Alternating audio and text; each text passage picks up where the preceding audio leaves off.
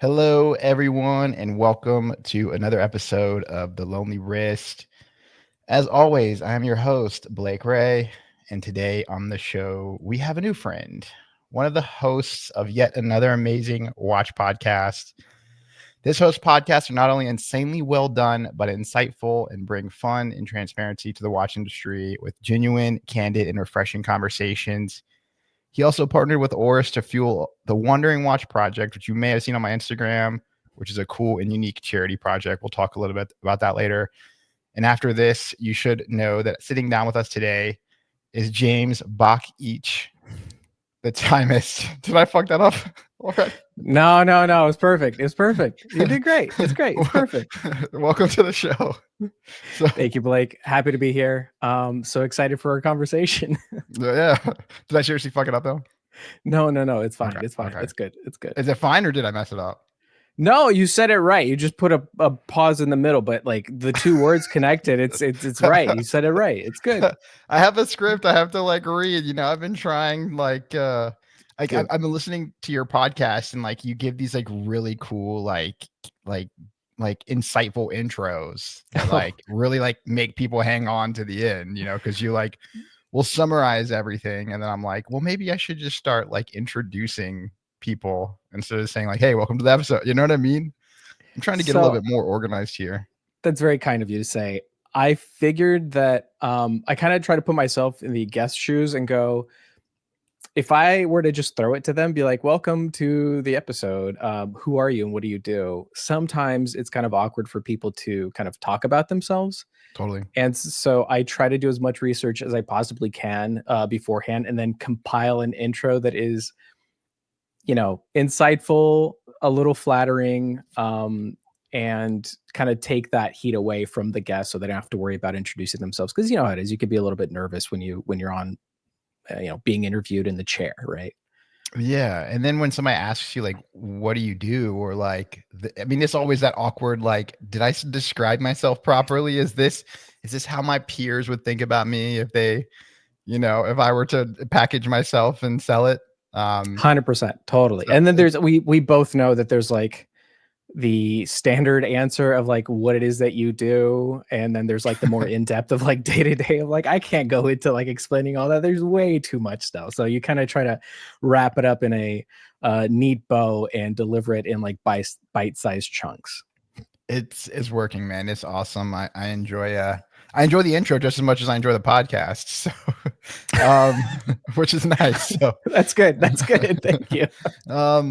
Tell me about your journey to starting the Timist podcast. You know, why watches? I mean, I know you come from, you know, people are watching now. You can see that you have a gamer's cave there. And you work in the video game development industry, if I'm not mistaken, from what I've read. So why watches, and how did you get into watches, and how did you get into watch podcasting? Yeah, thank you for asking that question. It's a long journey, like most of us have. It started at a very early age, watches, and gaming for that matter. Okay. I was raised by my grandparents, and they allowed me to explore and experiment with different industries, different works, different hobbies. And I mean, what kid doesn't like video games, especially if you're like a child of the 80s and kind of hit your 10, 15-year-olds in the 90s. You have the NES, you have the Sega Genesis, you have the Game Boy.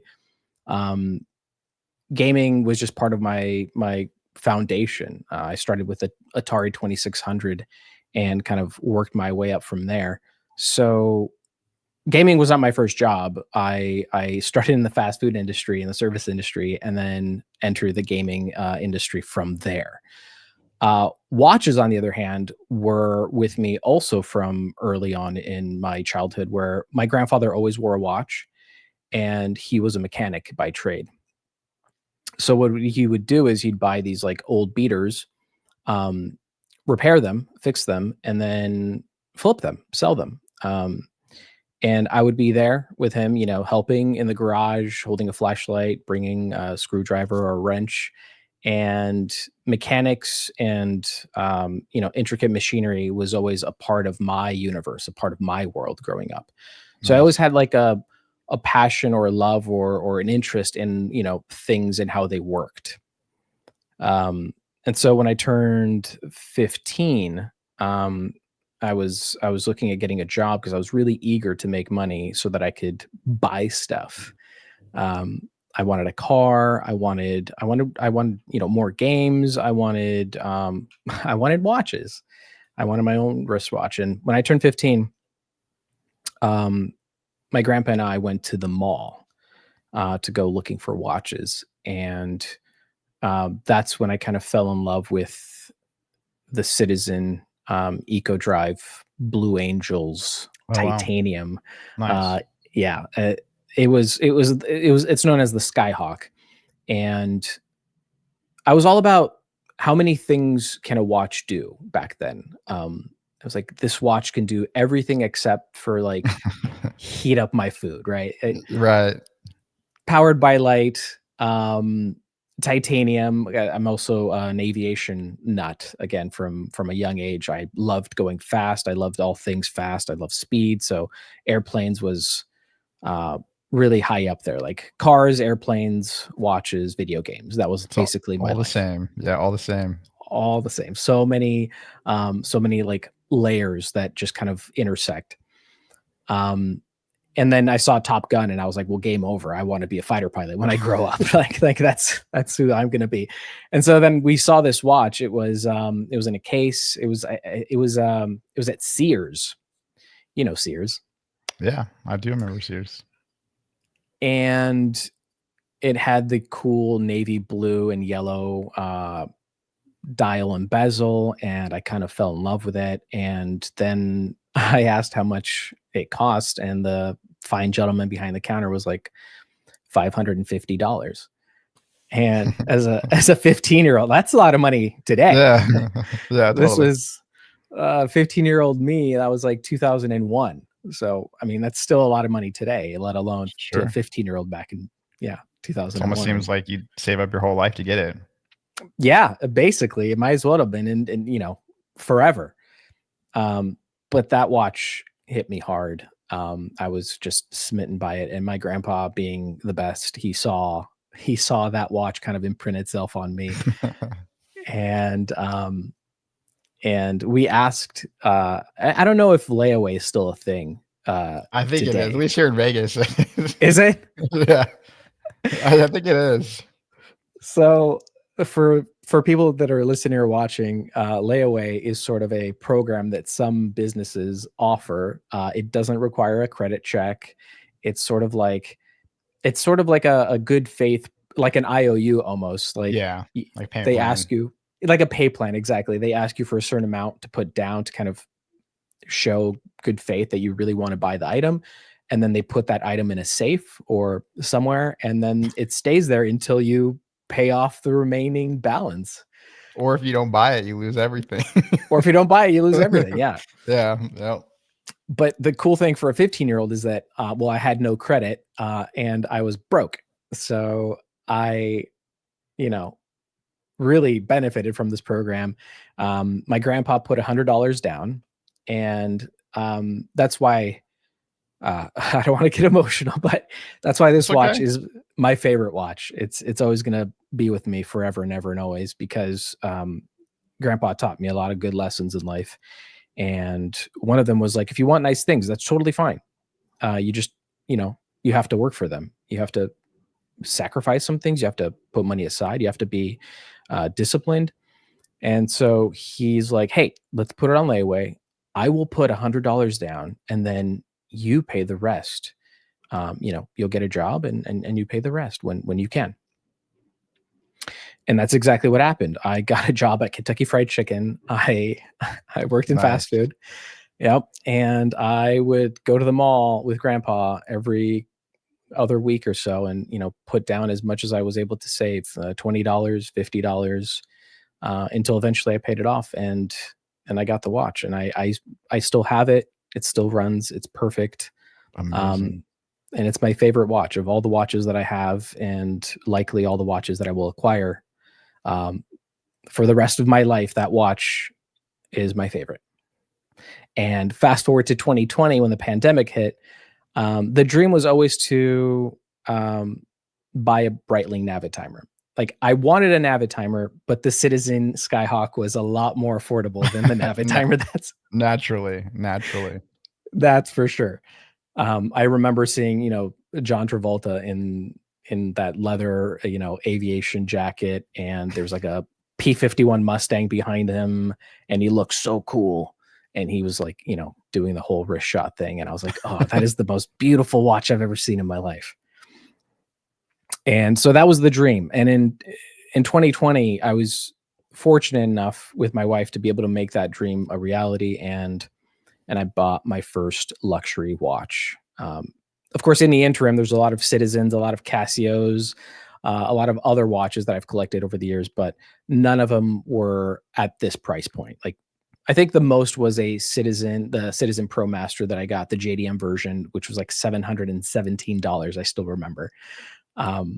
Way back when, that was the most expensive watch, and that was quite a jump from that to a Navitimer in 2020. Sure. But yeah, since the pandemic, since 2020, I got really, really deep into watches, and I make videos when I can, when I have the time, because I do have a day job. Like you mentioned, I work in the gaming industry. Sure. And to do the kind of videos that I want to do, to put out, to produce, to generate, it takes a lot of time, as you know. Yeah, same. And so I wanted to do more within the watch community, but it wasn't feasible to just crank out watch videos the way I envision them. So a podcast was the natural sort of route that I felt would make sense to take, because I get to talk to people within the community, and editing is a lot easier, even though it still takes me like 3 hours plus to edit one episode. So yeah, I picked up podcasting, and I was fortunate enough to meet a bunch of wonderful people within the community.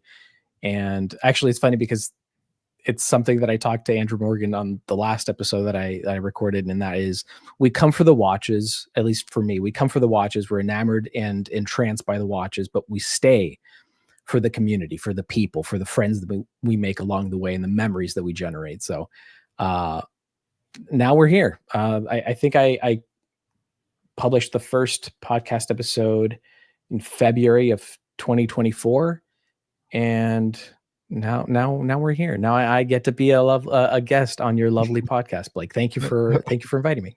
Yeah, no.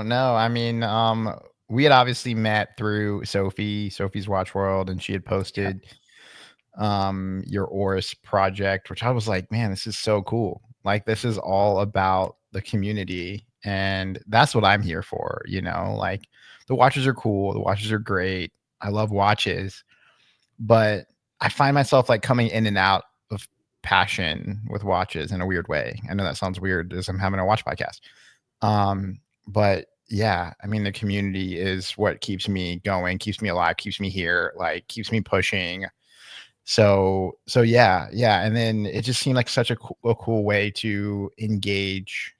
I mean, I guess in some type of way with the community. Because I've never really done anything like, like your project where you have the watch and it's going around. And I was lucky enough to be the first one to get it, because I was taking it to Switzerland.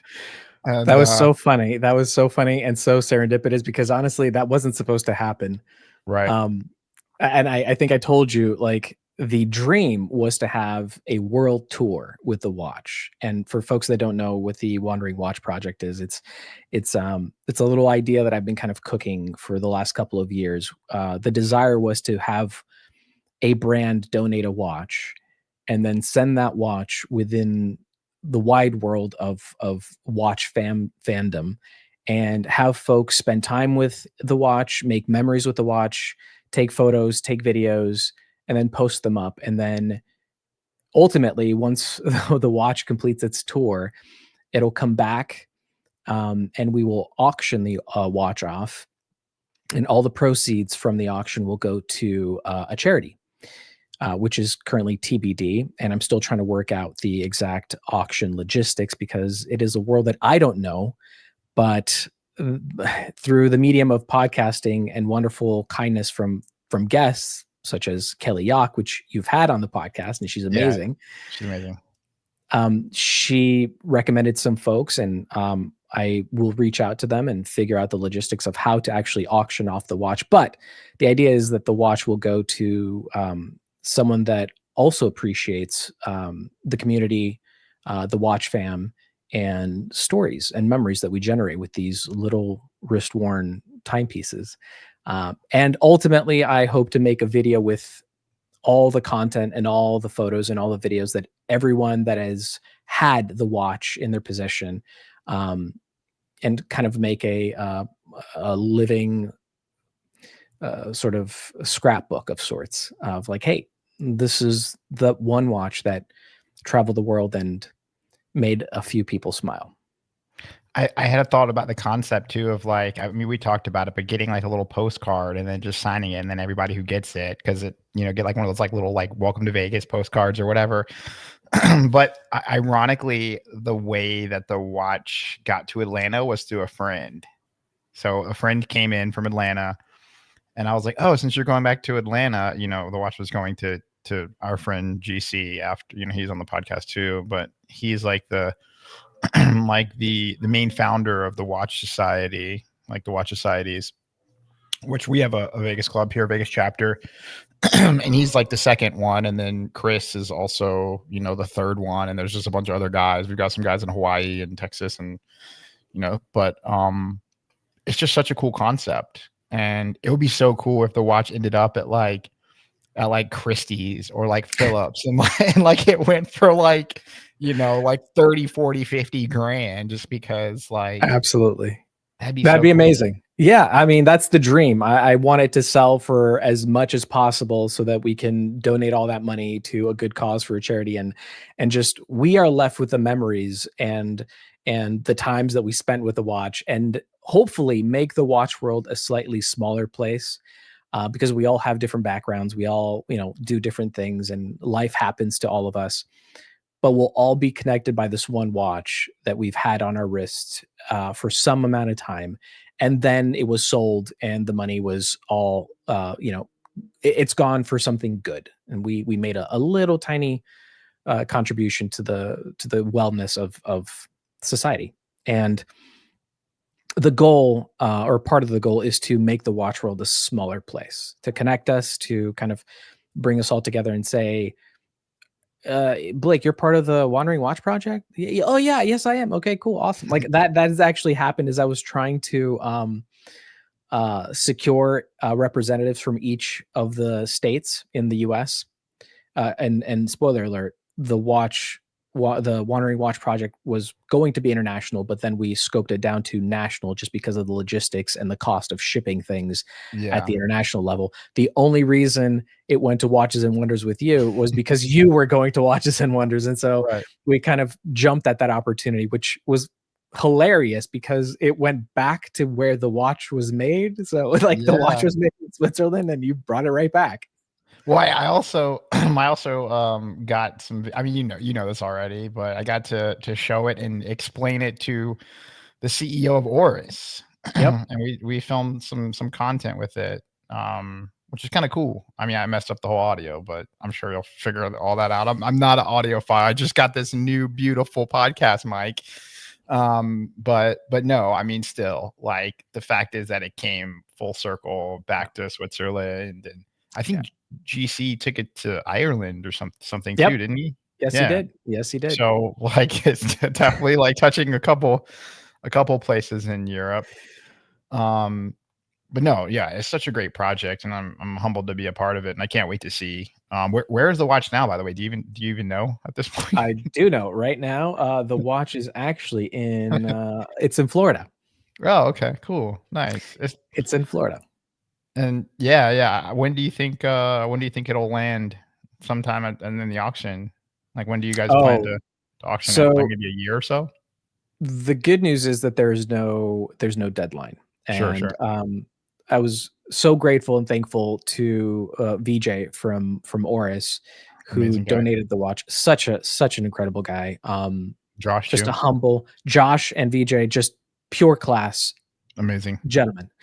Um, when I pitched them the idea, I was like, I have no um, clear end in sight. I would love to just have it go for as long as we possibly can. But it's going to be year plus. It's going to be year plus out. So this is like a 2026, maybe summer or fall, where we're going to try and get it to an auction. But like I'm also expecting that the more people handle the watch and the more widespread the Wandering Watch project gets, I'm hoping that more people want to be a part of it and they'll sign up and reach out to me, and then we'll just add more and more folks to the roster that the watch is going to like travel to. So in some sense, like it could be forever. It could Yeah, just be a Wandering Watch forever. But at the same time, I want to put a nice end cap on it so that we can get that money into a charity's hands as quickly as possible. sure. Yeah, I remember when I was getting it, and I have a safe where I keep all my watches, and I was like reaching in, like as I was getting ready to go to Geneva, and I'd only brought 2 watches. I brought the Oris, and then I brought my Doxa, which like lives on my wrist for most of the time because for whatever reason, like I don't know if it's like something medically wrong with me, but I like my wrist swells like 4 or 5 millimeters, it feels like. So I always Mhm. have to like Adjust. anyways, yeah, Yeah. yeah. I'm always adjusting 20 times, 30 times a day. So like as I was getting on the plane, getting up into the air, I was like, oh I'm like swelling, like I need to go into Doxa zone. And then and then yeah, as I was walking around, I did get to spend some good time with it, but when I was packing, I like reached into the safe and I just like I scratched like the watch. Good. I don't know where I scratched it, It's good. but then I was thinking because I mean the first one hurts. I guess Yeah. if you own the watch, right? And Yeah. in this case, it's not my watch, so I don't necessarily feel that bad that I scratched it, but I also do because but I also don't because, this watch is being packaged with the story Absolutely. and, Absolutely. every scratch is a story. So imagine if like we could accelerate the wear on this watch, like in a year or 2 or whatever and make it look like it came out like the '70s. It'd be freaking amazing. You know what I mean? It could be amazing. Like a modern Absolutely. Oris that's got like a patinaed out dial and like, like the loom, like it's starting to fade and like, it doesn't happen as much anymore, but you get it. It'd be freaking awesome. Absolutely. No, no, absolutely. So it's a diver's date, 39 mil for folks that are wondering. And I specifically requested that it not be on the bracelet. I wanted it on the rubber strap. Good Um, choice. I mean, I was thinking about the logistics of it all as well. I didn't want a watch that people would stress about having to adjust the bracelet. If it's on a rubber strap, you put it on, boom, it's done. Um, and I totally hear you on the first scratch, but I mean, I'm so glad that it happened, and it's not my watch. It's all of our watch, Yeah. in a sense. So I'm glad that you got a scratch on it, because like when it reaches the next person, they don't have to worry about, oh my goodness, I don't want to put the first scratch on the watch. It's already there. A memory has been made, and we're talking about it right now. So like, case in point, like a Yeah. memory has been made with it. Yeah. Yeah, no, it's a great project. Thank you for including me and we'll definitely leave like, I try to leave descriptions and stuff. So if people want to sign up, it's cool to see, how passionate the community is and full circle moment, Yeah. that's what we're here for. Um, I'm Thank you curious. for being part of it. Like, I really appreciate you being down for it and also helping me find folks across multiple states. I know once we connected, you were super down, and I'm very appreciative for the connections that you've helped me make with folks within the watch community in various states. Um, that was literally part of the agenda for what this Right. project is supposed to do. So, like, thank you for that. That's all it takes is like, I mean, you just meet a couple people who are going to advance the network, and then you got a couple more people who may advance it. Like so yeah, it's pretty easy. I mean, I've been in the watch industry for a while, and yeah, it just seems like I know too many people in the watch industry, which is a weird thing to say. No such thing. Yeah, I know. I say that now, but just let me know. Like as it progresses, I'll find people for you in other states, because there's some Thank cool you. people that I think, who should definitely get to spend some time with it. Yeah. Yeah, I Um, appreciate it. I'm curious about, your direction of the pod, and in a weird way, like I am just kind of like one of those guys that just kind of like just hops on, presses record and blasts. Yeah. I don't do any editing anymore. Mhm, Like we mhm. spent so much time like doing all that. And like my wife was a podcast editor and she Nice. stopped editing, and then we were like, "Oh, are we gonna see like people stop listening?" And then Yeah. I'm like, "Well, I just need to get better at speaking." And so anyways, I was like, "Okay, I have to talk better. I have to be a better presenter." But tell me about, the Timist podcast. Like, like where do you plan to take it? Like something I noticed that you're doing that I have no idea is you have seasons. I just have like episodes, and I'm like, what the hell? Like, how do you know how many seasons are in an episode or episodes are in a season? Which is weird, but I very much I post, I want to share the stories, and I've got access to people that some people don't have access to, I guess. Hopefully it doesn't come off as an arrogant perspective on things, but I just want to have those conversations, and whether they're private or public, this is the same conversation we'd have in private, but how do you see the future direction of the podcast going? And then I'm always curious about, how you choose your guests, like, do you just follow your gut? Like, do you want to, just focus on, people that have like cornerstones in the community? Like talk to me about that. Great question. Great questions, I should say.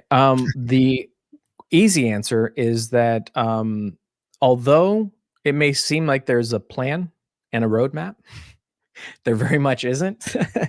Um, I landed on seasons simply because I couldn't record any more podcasts at one point last year just because, we were moving and I was very busy with work, and it felt appropriate to wrap up at least for a while, and I was away for a few months, so I didn't record anything. I didn't invite any guests over, and I most definitely didn't have time to edit.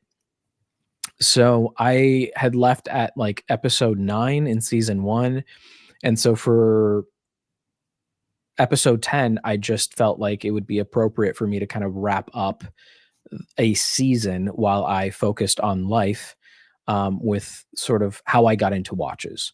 Right. And that didn't require a guest. That was just me sort of sitting down and recording for a while. And that's sort of how the seasonality of it all came to be. That is not to say that I have a clear sort of roadmap of how season 3 will go or season 4, or even when season 2 is going to end. It's probably going to end maybe October, November of this year, so that I can have a couple months at the end of the year to kind of plan out season 3, which leads nicely into how I sort of establish who I'm going to interview or which guest I'm going to have on. And initially, it was just folks that I was interested in speaking with, that I was curious to learn more about and their background and get a look behind the scenes, behind the curtain. Like I said earlier, we all have our own um, professions, our own backgrounds, our own hobbies. And I just wanted to learn more about, certain industries or certain jobs or roles or insider things that some people have access to. Right. And about a couple episodes in, it became very obvious to me that I wanted to also emphasize on representation. Um, there's a lot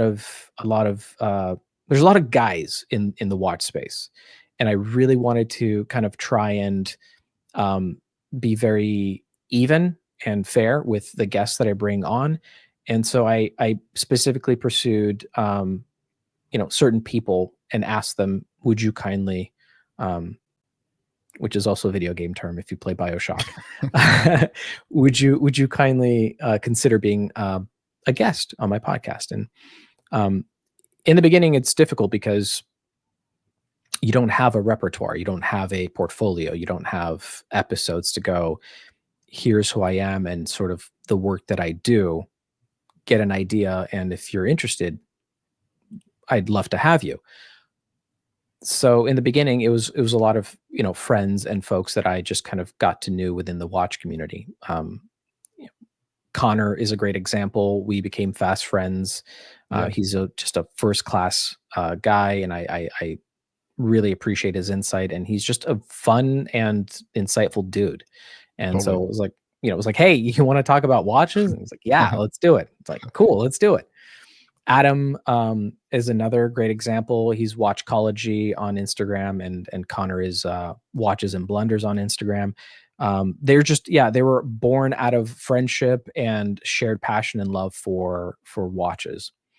Um, and you know how we can get, we sit down and just talk watches for hours and hours and hours, and like, Easy. easy.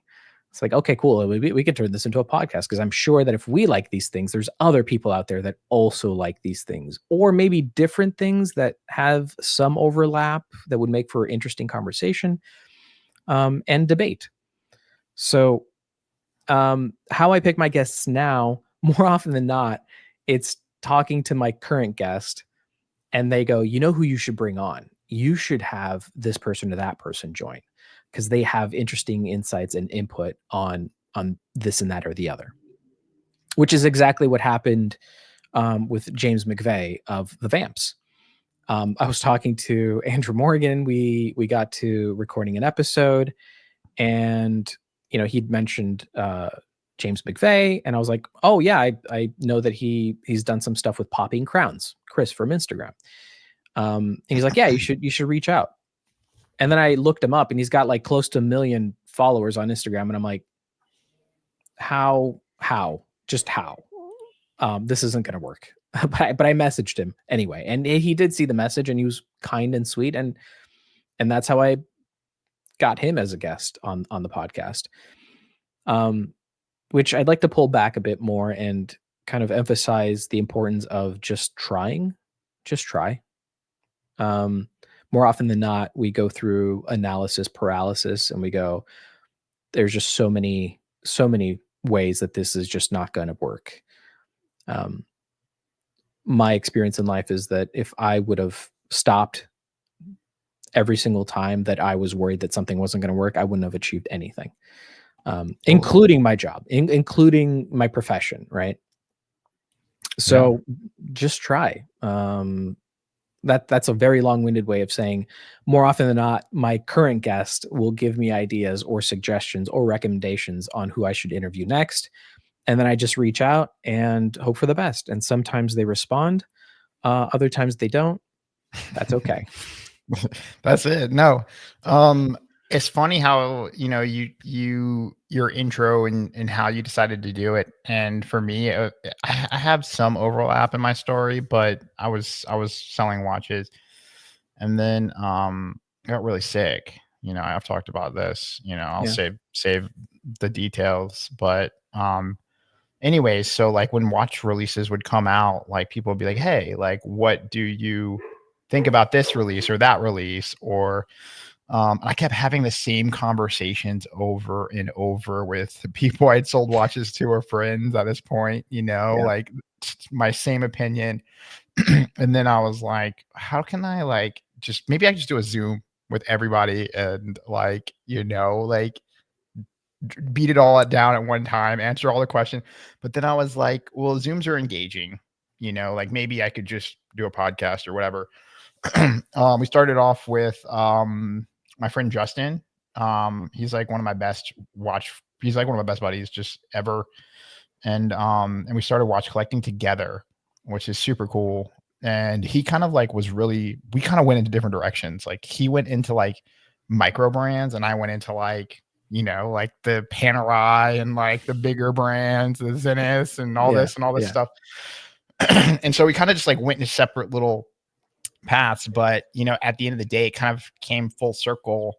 And then he was my first guest, and then he continued to assist, and co-host for quite a while. And then anyways, so the first real guest that I had was Periscope, Jose Oh Periscope. yeah. Oh yeah. Yeah. Yeah.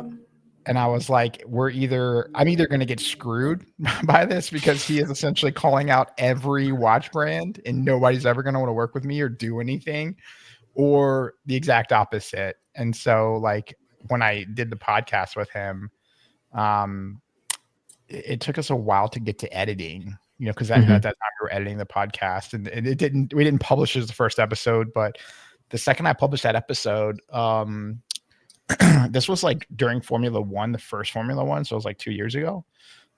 No, like 2 Novembers ago.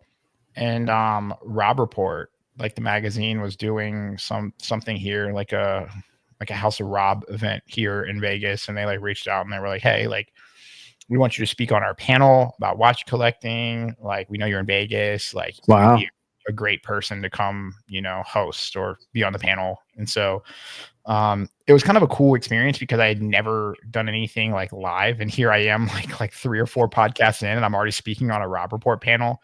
And my co-panelist was, of course, the editor-in-chief or the whatever for Rob Report. And then it was Cameron Barr from Craft and Tailored, which is, like somebody who I've looked up to for like a real long time. And he's just been such a wealth of knowledge for me in the watch industry. Like, and we had met before that, prior to, because they have a vintage watch show that comes to Vegas every year. And I went there and I was looking for like I'd saved us some money. I was trying to get a Speedmaster Mark II. Yeah. And so like a vintage one, like maybe even the racing dial if I could find it. So I go around, I'm looking for like the Mark II, and then I'm asking everybody like, hey, do you have this? Or, any type of like Tonu speedies. And then, as I'm like asking this guy, he's like, hey man, like, here's my card. I look over and then I look at his card. I'm like, okay, just put it in my pocket and walk away. And then I go back. I start watching YouTube videos and I go through my favorites. And I was like, video that inspired me to get a Speedmaster Mark II was the guy who I just met, who is now. Then I texted him. I said, oh shit, like, if you can help me find a speedy, like, I'd be so grateful. He's like, oh, like, we see him every once in a while, but if something comes up, like, good luck, I'll let you know. So I ended up getting one, and then yeah, just full circle moment. We did an event here with Doxa the next year, and then I think he'd already came on the podcast at that point, but we had stayed in touch. And then he came to my Doxa event, which was cool, because everybody didn't expect him to show up out of all the people, like that would come to a local watch club event. And yeah, it's just kind of one of those things that, watches are just one of those hobbies that you can either grow with people or like can push you away from people. And usually it isn't the latter. But everybody has their own perspective on watches, and everybody knows that and appreciates that. And that's what brings us together. That like, you may like a Navitimer and I may like a Speedy or whatever. Right. I do love a Navitimer, for the record, but you get it. Like, 100%. it's just one of those weird, genuine hobbies. And the passion behind it is crazy. It's like something I've never seen or experienced before, because there's a lot of hobbies out there that they have like a rabid, I mean, gaming is the same. Like, they just have rabid communities behind each game. I'm a Resident Evil guy, so sorry if that offends you. And some people hate the Resident Evil series and the whole franchise, but and anyways, so you just have people that are so passionate about the hobby, and it's more positivity than I think any other community hobby that I've ever entered. And yeah, I just kept going, and same thing. I have no direction. Like, this is just all off the cuff. A lot of times, like, I'm like, oh shit, like, I have a podcast that I have to publish next Tuesday. I don't even have a podcast guest, Yeah. But I've never gotten caught up in that, where like I haven't had one to publish, and I hope I don't get there. But no, I keep pushing every day, every week to tell new stories, and it just becomes now an extension of my personality. And I feel like a lot of people in the watch industry, as a consumer of watch media, like they have some secondary motive, which is Mm-hmm. annoying, and I get it. Like, that's fine, whatever, cool. But, you don't see a lot of content creators out there who are just in it for the passion. They're selling watches. Um, they have an ulterior motive to talk about watches, to profit off of them. And to me, I've joked, because I watched, I'm sure you've probably seen Mad Men, like everybody, I Oh think. yeah. Yep. So Yep. the whole first season, they're talking about like developing a campaign for like the smoking companies, like the tobacco Mm-hmm. industry. And then they're like, they go back and they get all these scientists and do all these research, and they say like, okay, well, smoking will kill you. Smoking is toxic. Like, you'll have bad lungs, whatever, insert these things here. But then they go and they be like, well, maybe we should make smoking cool, and just ignore all the bad things. Yeah. And so when I think about people that make content that also sell watches, The I why. I think in a weird way, like, about that season and that show, because I mean, we're all enamored with watches, and some of us make. I mean, I know I've made bad purchasing decisions. Like, I've seen a watch that I want so bad that, like, I'm like, okay, well, I can eat ramen for a couple weeks. Like, how, like, or maybe like I'll go, like, I used to have an Uber activation, like an Uber active Uber account. So, like, I'd be like, okay, well, I can just go drive, 5 days, like 12 hours a day, like, to buy this watch. You know what I mean? Like, I Yeah. put Yeah. myself in and overworked myself to buy these things. And so I know how addictive the hobby can be.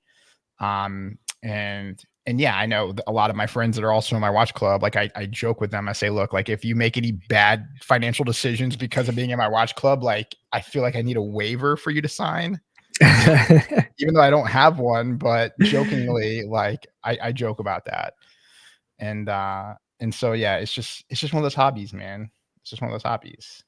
Yeah. I mean, I think we all do what we do for different reasons, right? There's always a why behind it. And sometimes it's a respectable why, and other times it's more of a, get that bag why. Sure, sure, sure, sure. Um for me, it's just, I love engaging with people. I love talking to Same. people and learning and adding more and more sort of life experiences to this condition that is the human condition.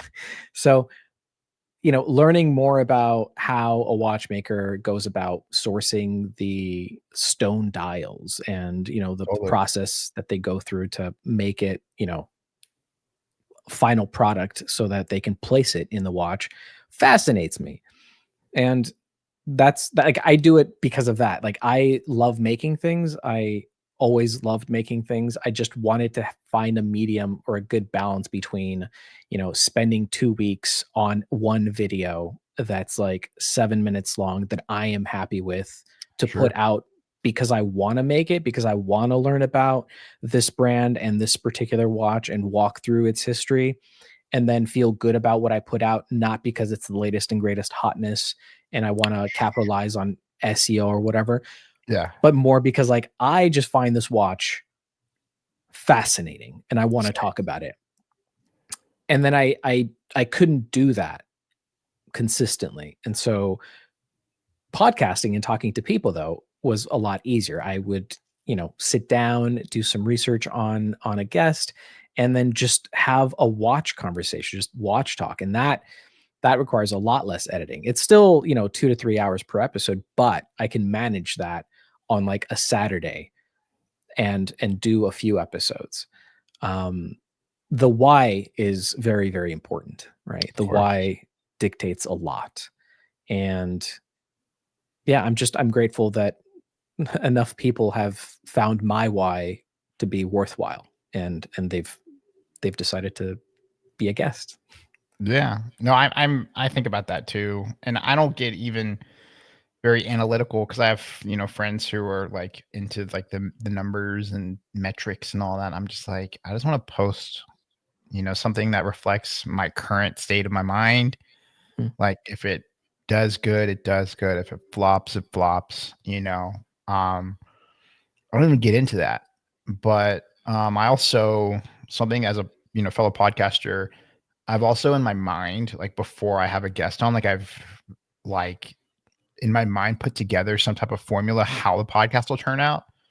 So I guess my question now for you is, has there ever been somebody who came onto your podcast and you're like, okay, here's the direction that I'm going to take this, and then it just like you just go the opposite direction, but then for the better of your podcast, you're like, okay, this is way cooler than I'd ever dreamed. The person that comes to mind is Andrew Morgan. Oh yeah. Yes, just because our conversation lasted just shy of 3 hours, which was about an hour and a half longer than I expected it to be. Sure. It turned into a 2-parter. And the first part 1 at this point in time is already published. Part 2 is yet to be published. But part 2, we went on a wild journey that spanned Korean pop dramas, cheese, cars, bad purchase decisions. It was just, and I was along for the ride because Andrew is just a phenomenal storyteller and he's magnetic in a sense. So Totally. I had my, large big picture talking points, and I was kind of like, let's just roll with it. I'm just going to have fun with it. It's Andrew Morgan. He knows what he's doing and I'm having a blast. So I'm just going to love the journey that we'll go on. And yeah, that's how it turned into almost a 3-hour long session that requires two parts for the interview. But I enjoyed it. I thoroughly enjoyed it. And that's part of the magic. Again, my why is to have fun and meet people and learn new things. And that session fulfilled that why. And I was like, why? Because I'm having a good time with Andrew Morgan. So yeah, we just rolled with it. Yeah, no, I have your first episode. I need to go back and listen to it. I'm struggling to keep up and the same thing with you. I feel like I'm in a meat grinder because I think I have like 15 YouTube videos to put together, and then for brands that like are like, hey, dude, like, what the fuck? Where's our video? And I'm like, sorry, like I'm, like I do the best that I can. Like, I promise I'll get it to everybody who are asking me, but I also have a bunch of side projects, and then a full-time job, and then taking care of a family, like I specifically stay away from time boxed projects though. Like I will say that. Too. Yeah. I don't like I have enough of that in my day job. I'm a producer. I have schedules, I have roadmaps, I have things that I need to see be completed by a certain time. For me to sign up for more of that in my hobby would be absolute madness. So I stay away from these time sensitive videos or projects. And I what I do for fun as a hobby out of passion and love should not stress me. Yeah. And sometimes, it's kind of inching towards that stressor arena, which is like, oh, I need to publish this video by this date because that's when I promised everyone they would go out on, is not something that I'm interested in. Or I'm actively fighting. So respect to you. It's hard. And I think people get it, because this is, creativity. Like this is like raw creativity. Like, I'm not the guy that puts a lot of structure into. I mean, I do my best to write like and script everything, because I'm kind of like an anti-content creator. I know that sounds weird, but as somebody who like has understands the YouTube space to a degree, like I see people who are intentionally making like longer content, just for watch time. And I'm like, is that ethical? Like, I mean, I ask myself, like, would I appreciate that, and understanding, how people get paid on YouTube and all this. And then, it really boiled down to, last year I went to, Switzerland to shoot content. I was lucky enough to have that opportunity, and I got to go to a couple different watch manufacturers and shoot with them. And one of them I'm still working on, Beauvais. I got a chance to go to the Beauvais castle and manufacturer. Crazy. and they haven't even asked me about the video. They're like, they're so cool. Like I have followed up with them saying like, hey, like, um, but anyways, I went to Zenith, which is, by far one of my Wow. top watch brands. I went to Panerai, and I went to some of the micros. I got to shoot some content with Ferlin Mari and all this. But anyways, I did this whole Zenith factory tour, Mhm. and Zenith has they were like the first real manufacturer to kind of do the in-house thing where they're like, hey, we need to bring everything together and make it in-house and this and that. And they have I think they have seven, if I'm not mistaken, 17 or 18 different buildings on their campus. And Mhm. this is done there, that's done there, that's done there, yada yada. So I literally was filming at a factory in the morning, then literally took a train to the Zenith factory, filmed at Zenith in the evening, and then took a train out to go to film at Panerai in the morning. You know what I mean? So I was just back to back to back. And so I took this, I was there at their manufacturer, maybe 4 hours, 5 hours, just shooting every single thing. Mhm. And Mhm. the girl, amazing person. I was just talking to her today, but she's like, I don't want to be on camera, I'm not that person. So she's this little French girl, and so I'm having to go back and wait, what did she say? And then I'm writing down little notes, and then having to Mhm. bring it all in, and then redo the voiceover, pull all the assets together, and then deliver it, because I had no choice but to rush that one out, because the then marketing director at Zenith was going to Hublot.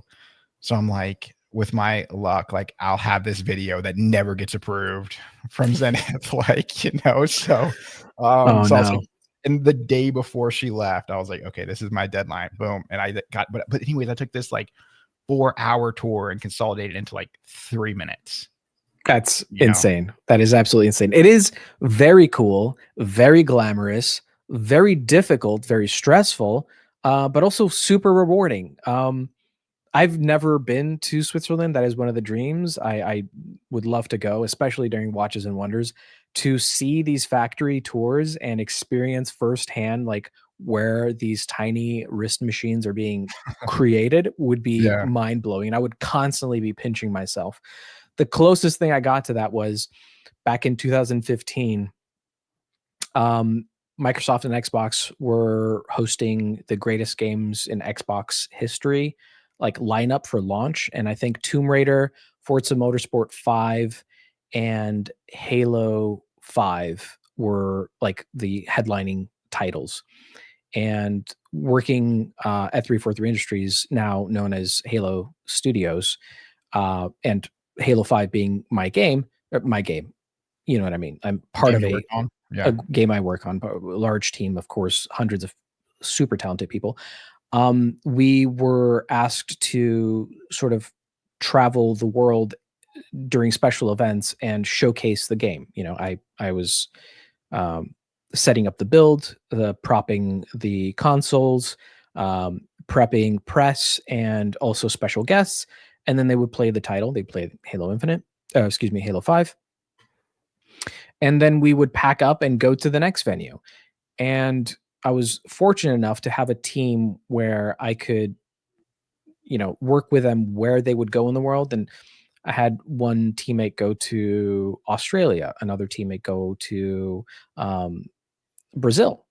Um, Somebody went to Germany and the UK as well. And I chose the Asia tour because hey, if I'm going to make the schedule, I'm going to pick where I get to go. Okay. Sure. Uh, so the closest thing I got to sort of running around doing mentally intensive work plus physically demanding work as well. Long hours, tear down, build back up, and then work with press. You're on all the time. Yep. Was during that time was 2015. I was gone for a month, and we did Seoul, South Korea.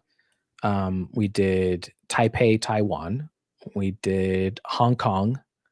We did Singapore, and then we finished off in Tokyo, Japan. Dope. Um, but all this to say, it was physically and mentally exhausting, but you'd wake up and you'd go, I'm in Singapore right now.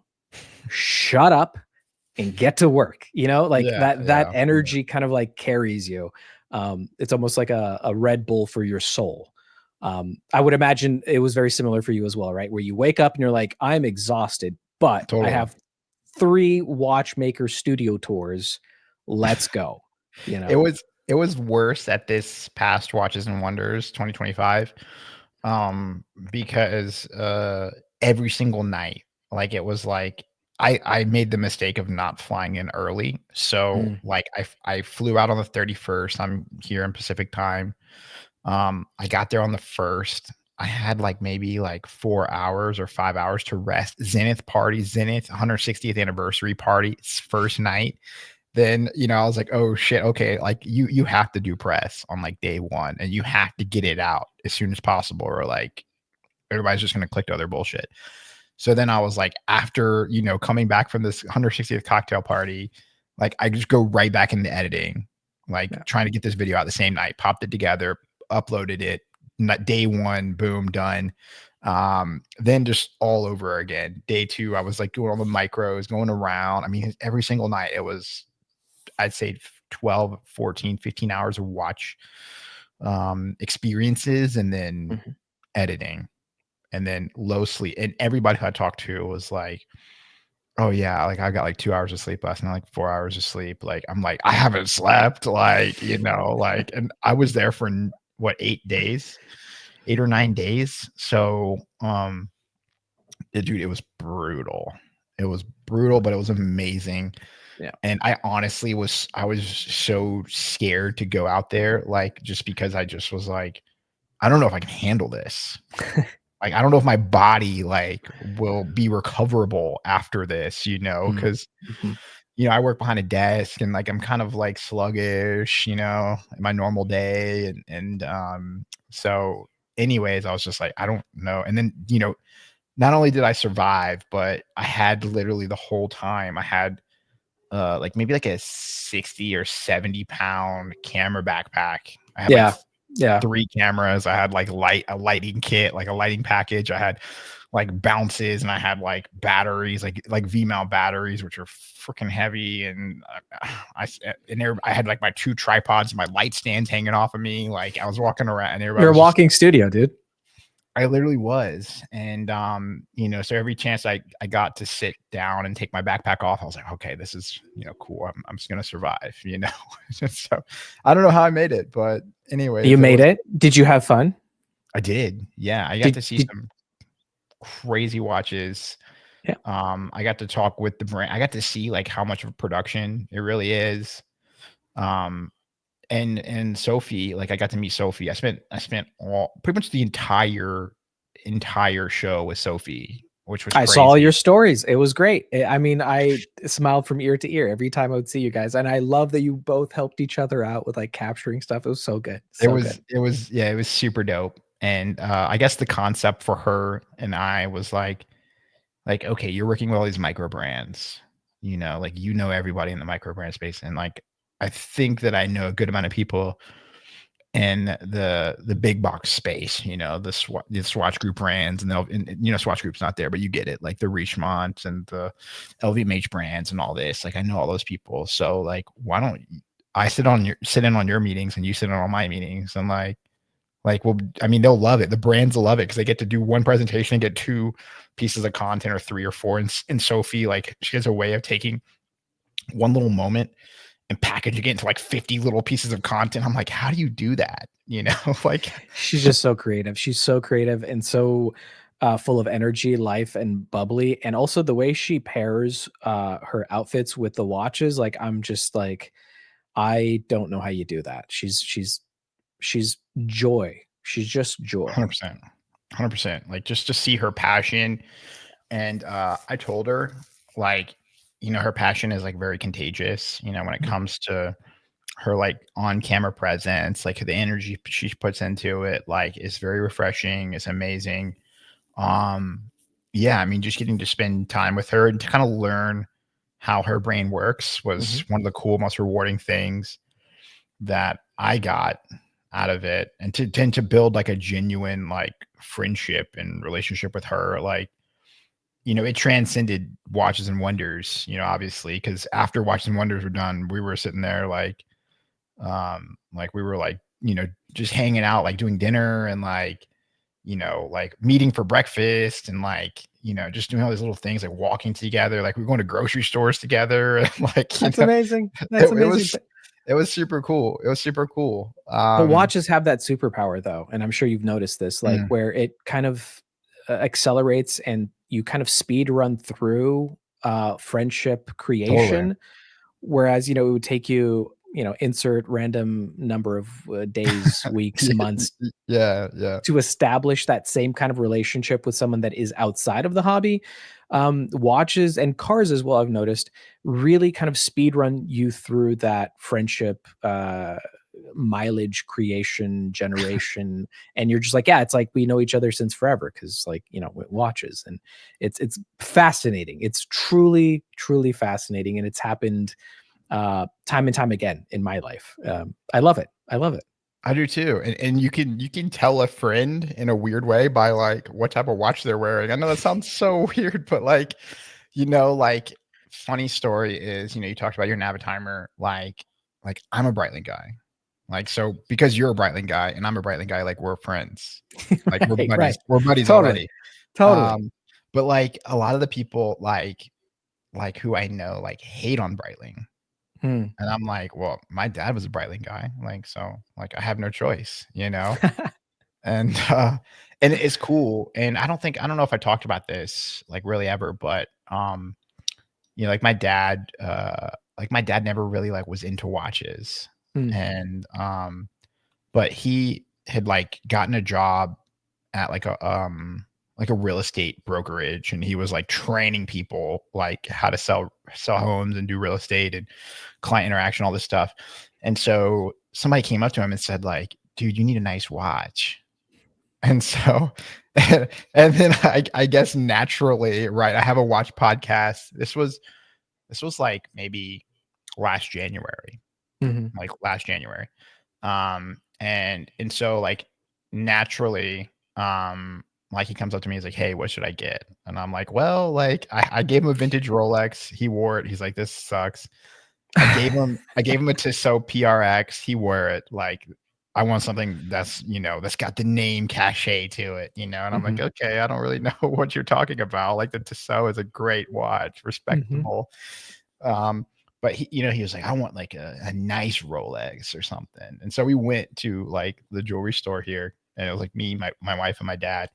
And then we went to like the certified pre-owned section for Bucher. And dude, he found this like really gaudy, like Rolex, like mother of pearl dial, like diamond bezel, like diamond markers, like date just like it was like I think it was like close to like twenty Oh, thousand wow. dollars or like Well, $23,000. now hold on, because that sounds pretty cool to me in, like, some To each their own. in some scenarios. To each their own. Um, it was very flashy, Uh-huh, and uh-huh. I'm like, he's like, well, like if you've got 10 minutes to find me something better than this, because he was like set on buying a watch. Mhm, mhm. And so I literally was like running around the store with my wife. I'm like, think about something better than this, because deep down, like I'm like, I wanted to watch. Maybe this sounds selfish or terrible or whatever, but I'm like, I want to watch that is one timeless, Mhm, and mhm. I'm not a very flashy guy. Obviously, it's my dad's watch. I'm thinking about this like this is going to be a family heirloom. Yeah, So yeah. selfishly, like I want to watch that not only he will enjoy, but I'll enjoy. You Mhm, know, mhm. not just because he enjoyed it or owned it, but I want to watch that I can genuinely enjoy. And then so we go around and we land into the Breitling case. We land on the Super Ocean 44 Nice. two-tone. So I had the gold bezel on rubber. Mhm. And then, he was like, oh, this is cool. Like, fuck, how much is this? It's like 6,600. He's like, all right, box it. Let's go. It's like, and I was like, we not only did we just dodge a bullet, but like, like you don't need that to spend that much on a watch to Yeah. get the same respect. Like you're gonna get the same respect from a Breitling as you will from a Rolex. Like people who know watches know Breitling, they know Rolex, yada yada yada.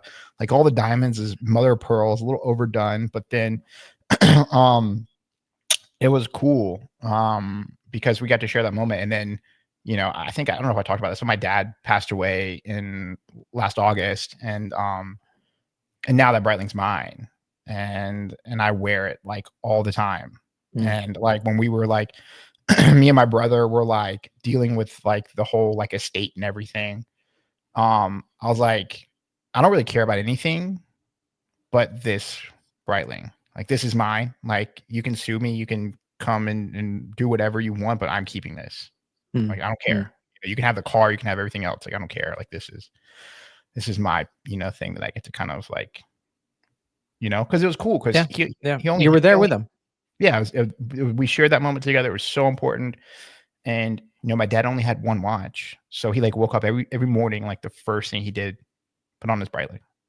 Yeah. And then whenever, because it has a date complication, but like he didn't even know how to set the date. So like every time like one of those weird like months would come around where it's like 30 or like like he'd call me or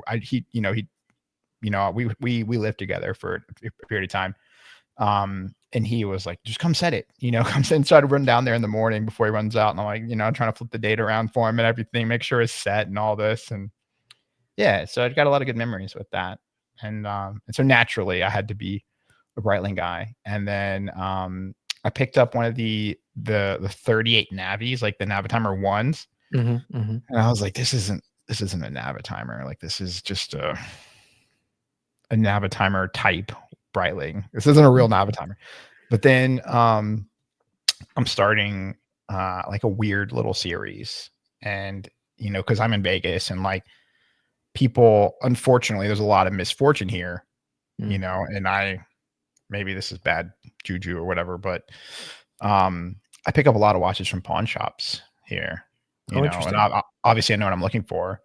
But I picked that Navitimer up at a pawn shop, and then I got rid of it. And then like maybe like 5 or 6 weeks, I was on the hunt for like a chronograph, like a Navi chronograph. And then I go in to the pawn shop here, same one I picked up the first Navitimer, Cosmonaut in the case. Oh, wow. Bought it. And I was like, I don't even care like how much this is, but this is the watch that I want. And of course when they pulled the price out, and I was like that's a great price in my mind, but I know you could do better. Yeah. So I got my Cosmonaut for $2,600 out the door. Wow. What year? It's one of the older like mid 2000s Navi, because there's a couple generations of them. Yeah. There's like the first gens, which those are freaking 12 they're grand, up there. 15. Yep. Yeah, they're crazy. This is one of the more underappreciated ones, but from my understanding, and I could be wrong on this and all the research that I did, but this was the first generation to introduce the flyback, because I don't think the original Navi Cosmonaut has a flyback. I could be wrong. I don't think so. And for folks that don't know what the Cosmograph is, it's basically a really advanced Breitling Navitimer, but instead of having a 12-hour plots, it's 24, which means that when both hour and minute hands are at the 12 o'clock, it is technically midnight, and it will say 24 at the top, and you'll have all 24 hours. And that's just so cool, because that's the kind of watch that makes you work to tell the time, because we're all programmed to look at the hands real quick and glance and we know what time it is. But this watch forces you to actually pay attention to where the hands are pointing so you can tell the time. And that's just so cool. Yeah. And so, as I started wearing it, like there's a secret to reading it. And people who have the Cosmonauts know, but it alternates in between Arabics and plots. And so when it's on an Arabic, like it's not an hour, like, or it's not it's not a minute. Yeah. Right. But when you hit a plot, you're like, okay, this is 10, 15, 20, like that is an amazing price. Oh, I am jealous. I would love a Cosmonaut. I would love a Cosmonaut. when I bought it, I took it to the Breitling boutique and I was like, hey, like I'm getting ready to buy this Breitling. Like, do you have straps? Because I saw the strap was just busted, dude. And they had the old like buckle that folds through and snaps over. And I hate those. Like I hate those in Cartier. I hate those in every brand. Um, so I was like, I want to buy a buckle right now and I want to buy a couple straps. And they're like, oh yeah, cool. This is what we got.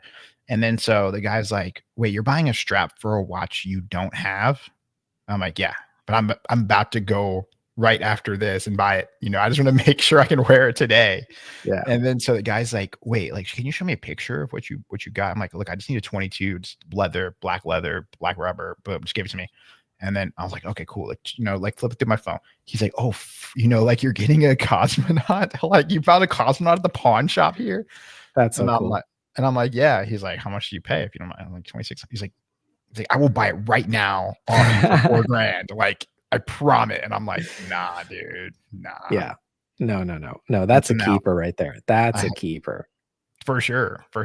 And so I need to wear it. I need to wear it more often. I find myself like, and wear it, like if I'm gonna wear like my Breitling, I'm gonna wear my dad's Breitling, obviously. But and the cool thing I've noticed is I think about watches really differently. I mean, maybe other people think this, but not only are they like future, they're timekeepers. They tell you the present, but they also tell you the past and the future.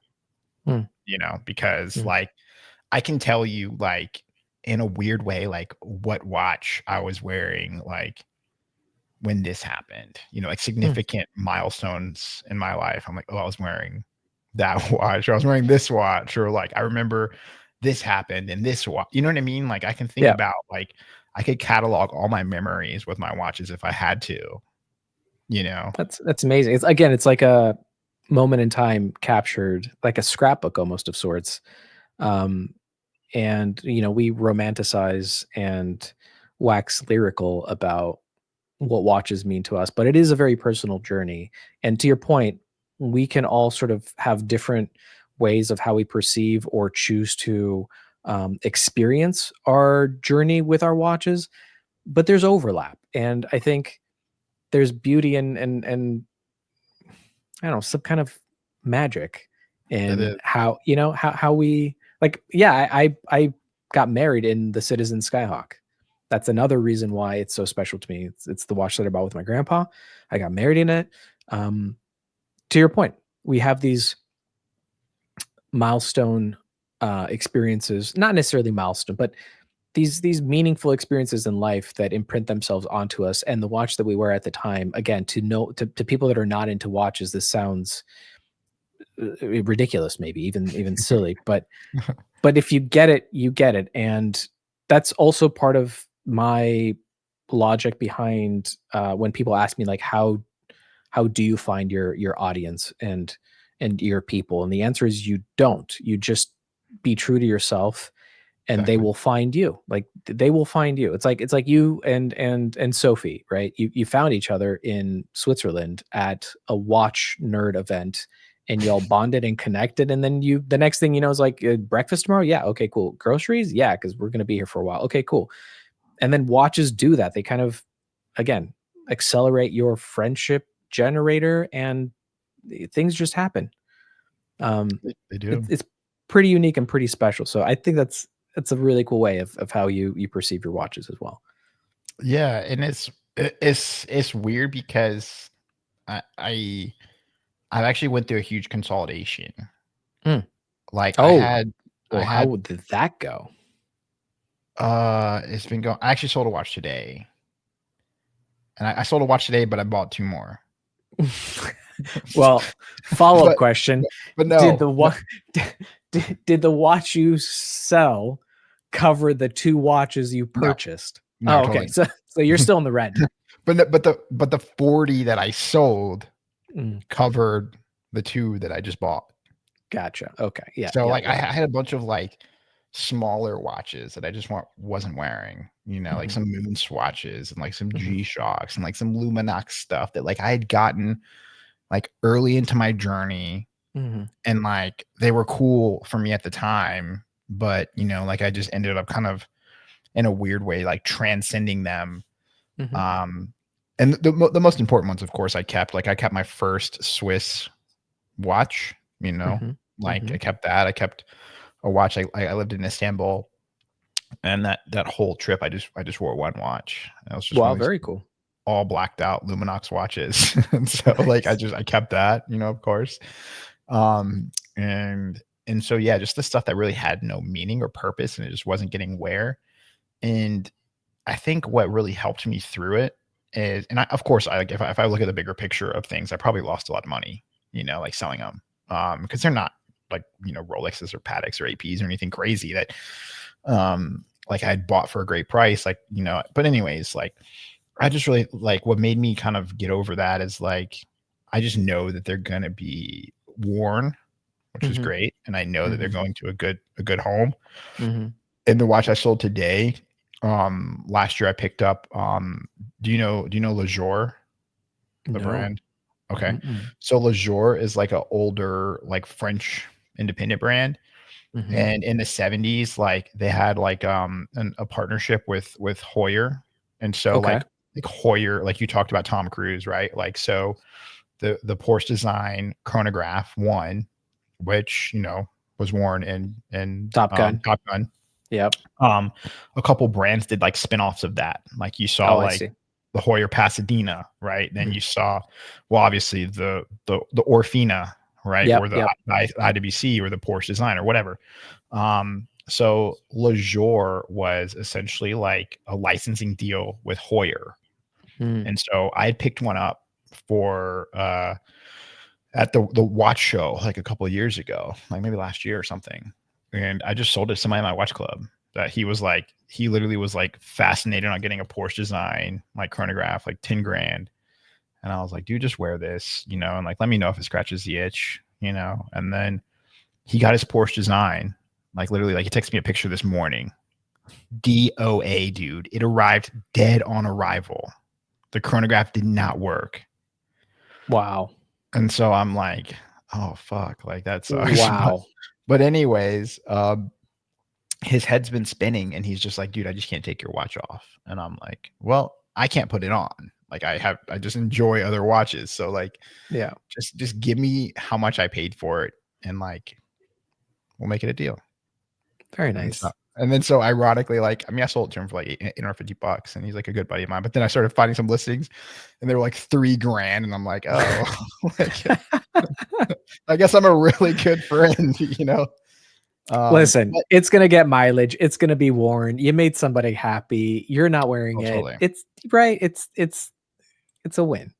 No, it's totally a win. And I even said like I'm gonna get to wear this anytime, pretty much like I'm gonna have to borrow this from you. So Yeah, it's right so there. yeah.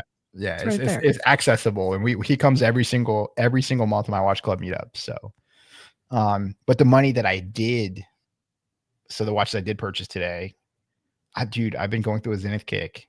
Like Zenith is like my I noticed that you're wearing the chronograph right now, are you not? Yes, of yep. course, beautiful, beautiful. I love Um, those tri-sub registers. God, I love it so dude, much. so good.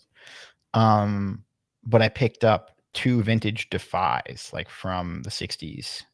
So I saw a seller on eBay Mhm. and I was like, just doing the hunting. And then I went to his website and then dude, he had some crazy vintage like heaters, like Hoyer calculators and like all this crazy stuff. Like, I mean, he had some of the vintage Porsche designs that we're talking about. I mean, um, and then so I went to his website, just like shot a message to him on WhatsApp, and he was like, "Dude, let's just do a video call tomorrow." Boom, that was today. So, and then, um, he apparently knows some of the guys here in Vegas with me, like some of the guys I bought watches from, and of course, like he's following the same people I'm following, and he's vice versa, on Instagram. But then he's like, "Oh, bro, like I don't know if you know, but it's buy one get one free watch day." and I think I thought he was fucking with me. I was like, oh, okay. But he's like, no, dude, like pick another one. Wow. Yeah. And he was like, Wow. I'm going to give you like a 2-for-1 deal. That's Y- crazy. That's y- wild. It was the wildest thing ever. and then I immediately sent him the money, so he can't think about it like and say like I can't send these watches. Yeah. But I got the vintage Defies with like the octagonal cases, like the real Hmm. harsh. Like I just kept thinking like I love those watches, and like you had to be a crazy bastard to wear those in the '60s, and even so now, but Yeah, but these are the kind of watches that, you wear and you go, there's so much history, there's so much story, there's so much mystique and allure and unknowns about this watch. And totally. it makes you feel special and cool, right? Like having something that's more unique and more niche, it just makes you feel a little bit different, doesn't it? Dude, they're amazing. Like so I bought, like I said, I got two. And he had one from every era, right? So they had like three, they like over the span of like the 5 or 6 years or whatever they were made. I don't like, there's still a lot of like gray information there, but he had like three different movement, three different calibers, like three different, like levels of like patina, and like I'm Hmm. like, okay, like I want the oldest one, I want the newest one. And so like I'll skip the middle one. But anyways, yeah, and then once they come back, like I've already been talking to Zenith about like getting them restored, so like Wow. Yes. I've restored a lot of watches in my life, and I'm getting ready to start documenting these processes, like of like Hmm. me getting a watch at a pawn shop, bringing it in, like like filming it really close up with macro and like showing all the wear, and then like documenting the service experience, because I just don't think there's a lot of content out there. Like you see people like Marshall who are like Yep. poking out and doing that. Yep. Um, but not a lot of people are dumb enough and stupid enough to send them back to the service centers like I am, So like I kind of like if I'm gonna pay for that, pay for that premium, like I want to get content that nobody has, and so you're gonna So see is that. the I'm excited to watch that, honestly, because that sounds really interesting and exciting to see. The question that I have for you, I'm interviewing you now. Okay, sure, Do you plan on holding on to all these watches that you're gonna take on this journey? You're for gonna you're sure. gonna hold on to them? Okay. Because I was gonna say, as a you know, potential buyer in the future, it would be really, really cool to learn a bit more about the history of this watch that this guy Blake Rea is selling. You know what I mean? And then, you're like, "Yeah, well, this is where I purchased the watch. This is its journey. This is how it went through service, and this is what I did with it when it got back." Like, you have a sort of service record, or Carfax, but for watches. That'd be I pretty have cool. I have a couple that have gone through this whole process, and that's just content that's in my queue. But I Mhm. did it with that Speedy Mark II. Dude, it Mm. was at Omega for 8 months, nine Wow. months, something like that. I also got. Are you familiar with the Omega Seamaster Soccer references? Oh, yeah. Yep. Got one of those. Did the same thing. Sent it to Omega. Um, I picked up like a Santos medium, Nice. busted ass pawn shop find, cheap as dirt. No bracelet, nothing, just a busted ass leather strap and a watch head. It didn't even have a cabochon, dude. Like the Whoa. crown was like the crystal, the cabochon like fell off at some point. So anyways, same thing.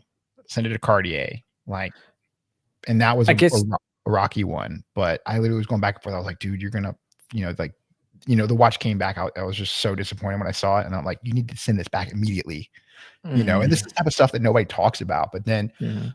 um, I also picked up like one of the vintage Genta Bulgari like Diaganos.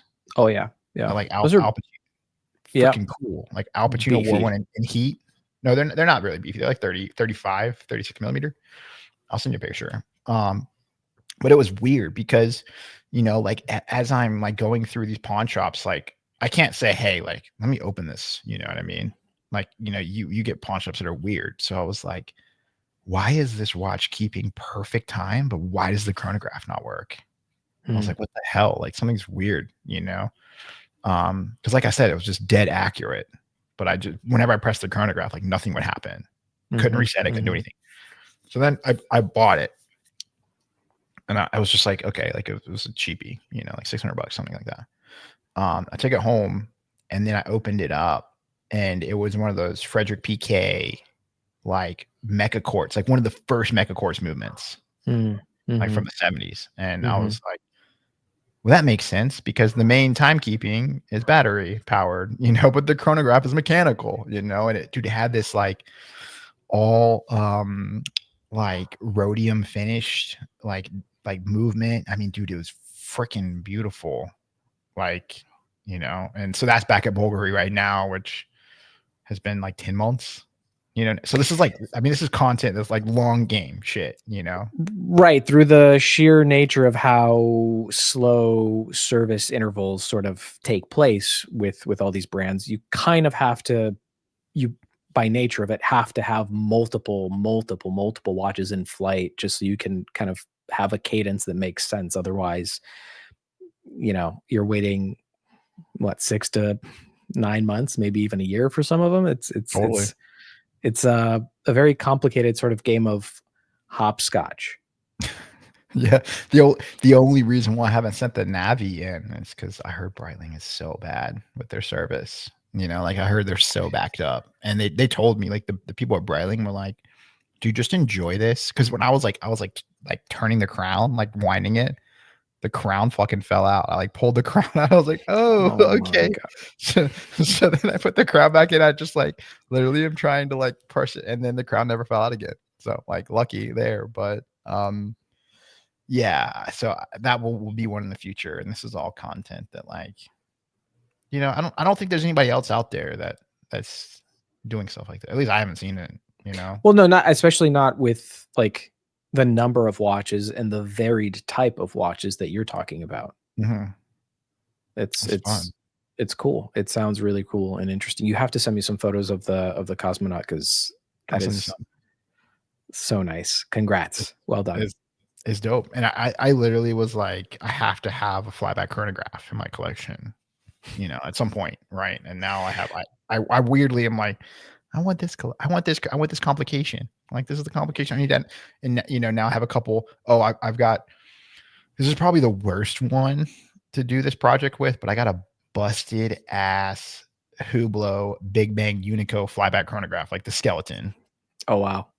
Like a $10,000 watch, like a busted ass one. Like, I mean, this thing is busted, dude. Like, I like took a shower. I put it like in the same, like I shut the door to the bathroom, like left it. Dude, I come out and it's just like condensation, like on the inside of the crystal.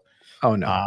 The date complication, like you can't even change the date on it. Like, unless you're lucky. Like I'd say like 1 out of 10 times you can change the date.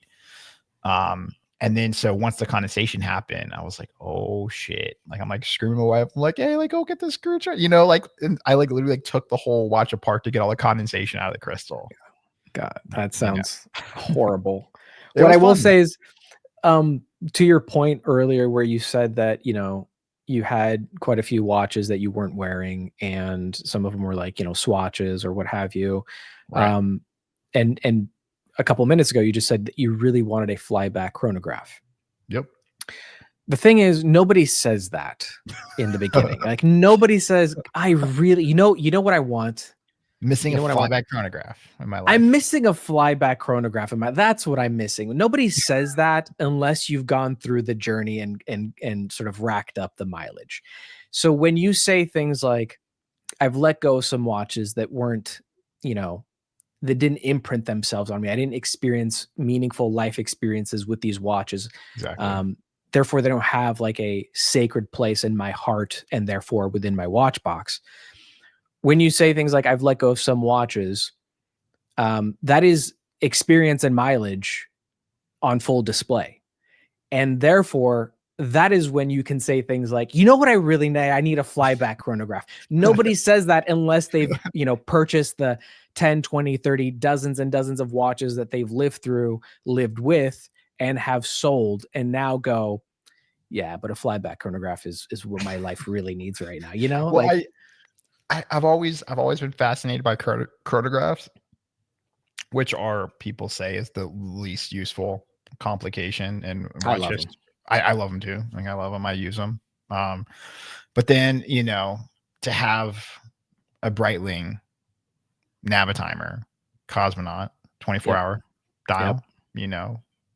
dial, circular slide ruler, and to have a flyback chronograph, like It's just so cool. It's got so many weird things in it. complications. Yeah, So many weird complications that, we don't necessarily need in our lives. But, it's one thing to say that I have a Navitimer, which is cool in and of itself. of It's course. very cool. I mean, I have one. I love it. It's gorgeous. I'm a big fan.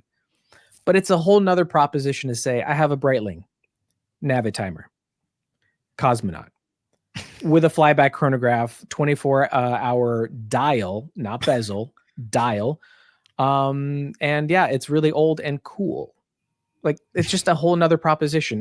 There's levels to this. There's levels to the nerddom, It would be a lot cooler if I had a bracelet for it.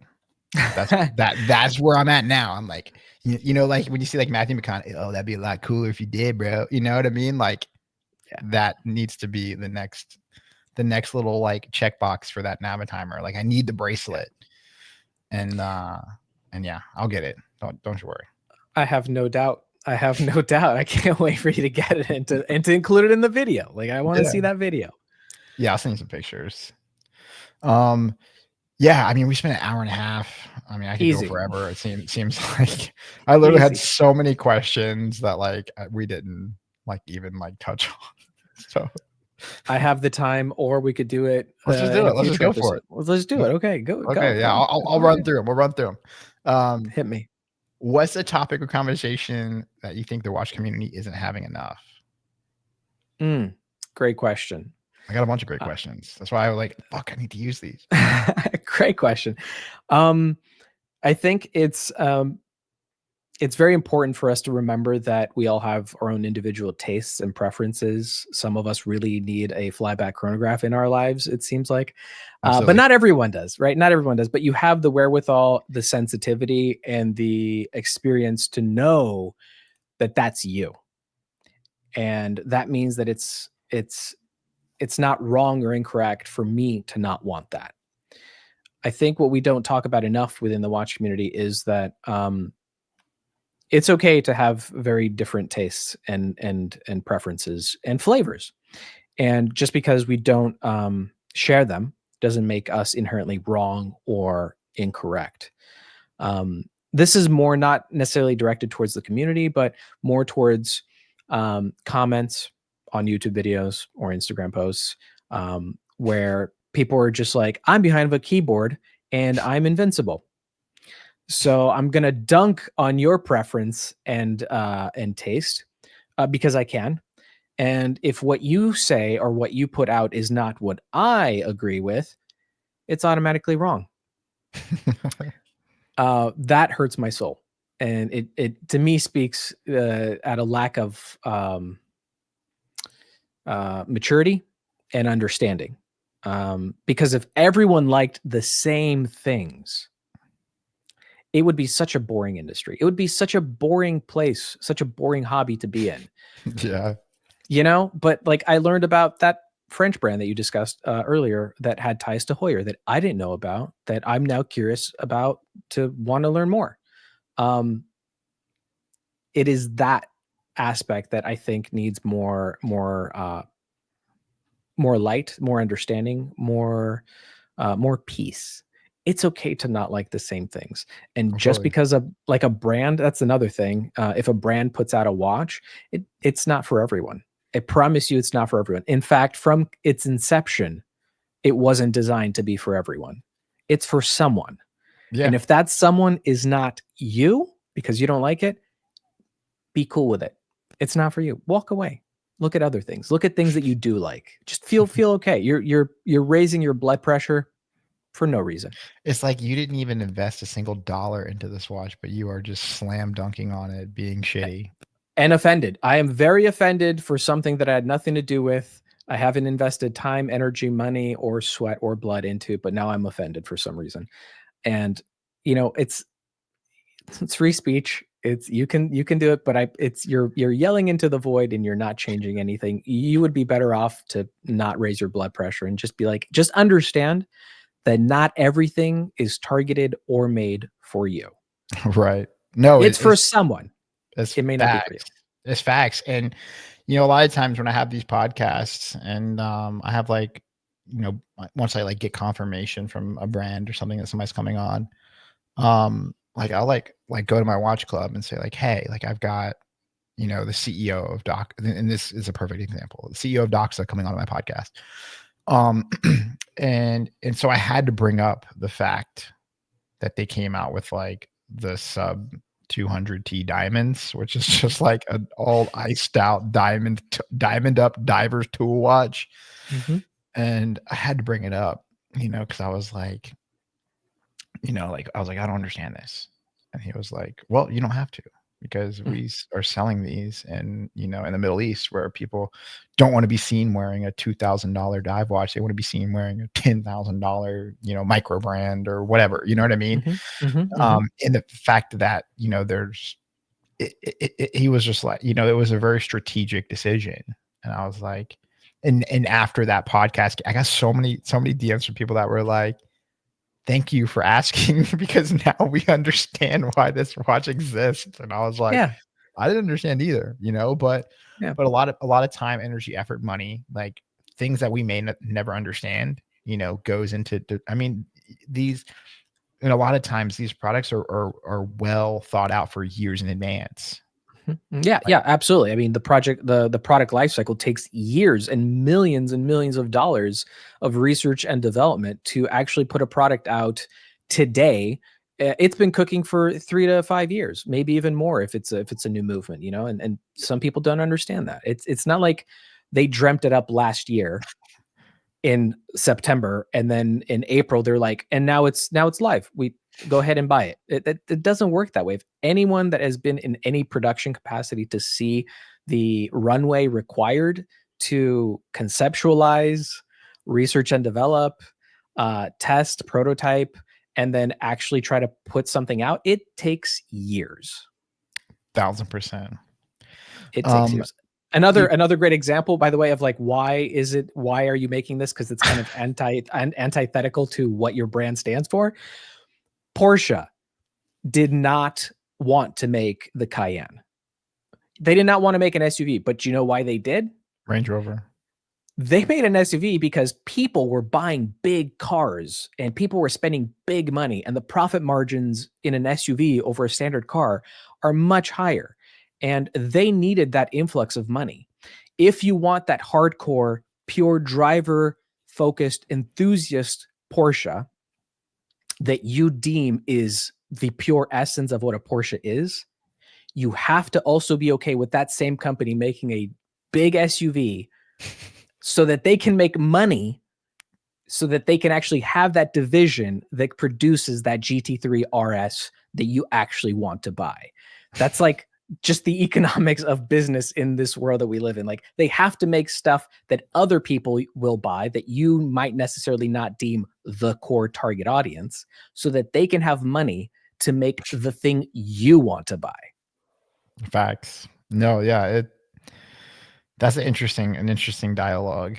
You talked about having, your Citizen, Blue Angels, your Navy. Like, what's next for you, like in collecting? Is there anything like you're eyeing, like on the horizon here? Should I bust out my Chrono 24 wish list? I'm not going to do that. You can skim it. You can skim it. As if I have to. I already know what's on there. Yeah. No, I mean, you can let people know who've got ears. It's a lot. We start out with, I only want this watch. And I started out with like, my dream watch is the Breitling Navitimer. And as we all know, if you're listening to a watch podcast, you already know you're a watch nerd and you're already in the thick of it. You've been infected. It's too late for you. So stick around. The thing is, there's so many different reasons and excuses and ideas that we come up with, and we just keep adding them to the list. So for me, I don't see an end to it. I respect and appreciate people that are like, I'm going to have a core 6 watch collection or a core 3 watch collection. respect. I respect you. More power to you. Godspeed. I stopped doing that in like year 3, where I got super serious about my watch, addiction. And it's like, hey, if I can save for it, I will buy it when I can afford it. And I'm just gonna, once I get it, I'm gonna go to the next one and save. And when I can get it, I get it, and then I'll go to the next one. But to answer your question, I have a milestone birthday watch cooking right now with Armand, who's the sweetest man ever from Sartori Biard. And it is a custom SB04E that I'm really excited to get. It is for my 40th birthday, and Wow. it's got a back engraving. It's got a custom 2-piece dial that I built out with him, and I'm just absolutely over the moon, and I can't wait to have it. That's in the wings. That's already been paid for, and I just, it's we're just waiting right now.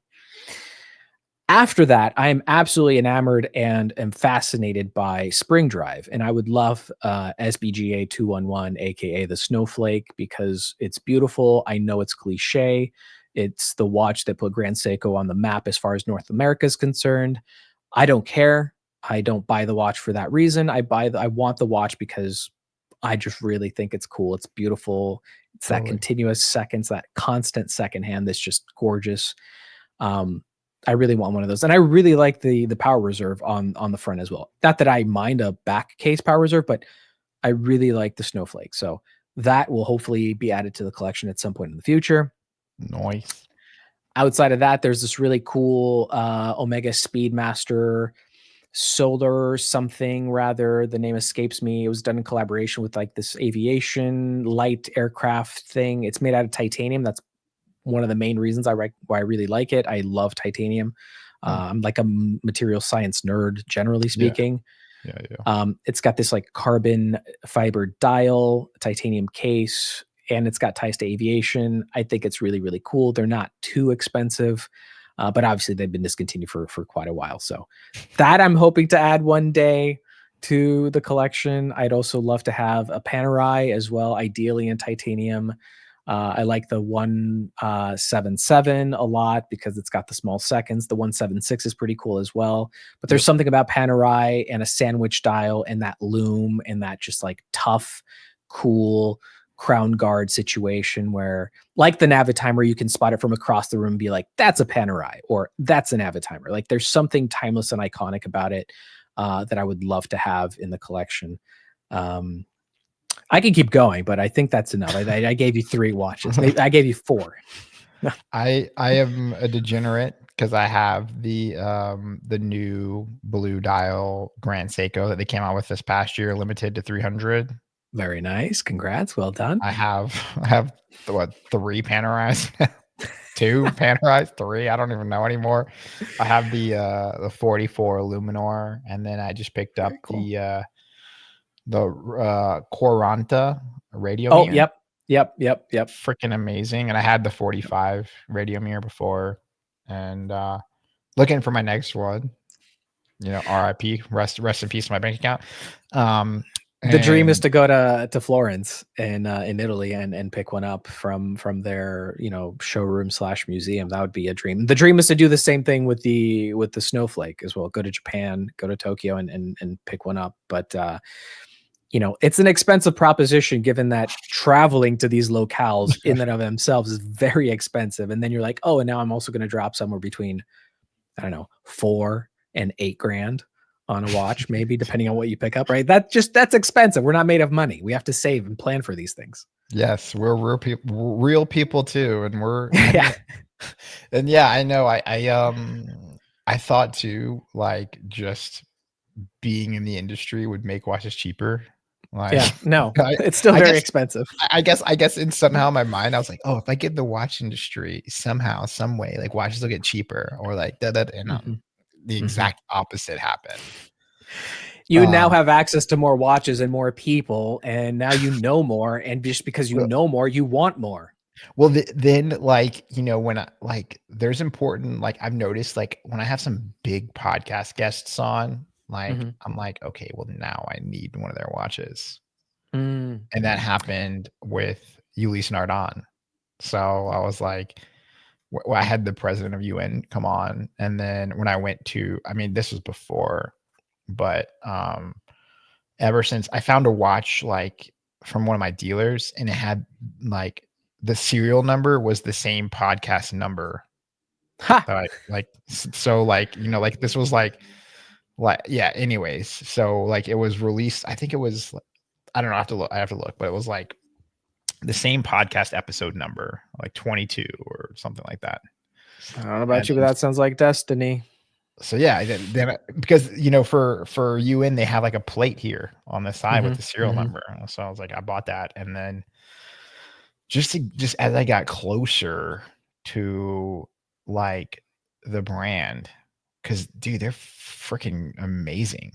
They're Like, wild. They're absolutely wild. That is mind blowing how they can blend sort of their um, mhm. uh, historical significance and all their watchmaking with like this crazy modern forward thinking silicon and the freak in it of itself. Like just it's very, very cool, very impressive. And the air, did you get to see the air at the Absolutely. I wish I could buy one. yeah. Yeah. Were they Yeah. cool? I was joking with Matthew, which is like the boss guy, I was like, hey man, like I like this, but I can't afford this. Like, and he was laughing. So I dropped my hints, Mhm.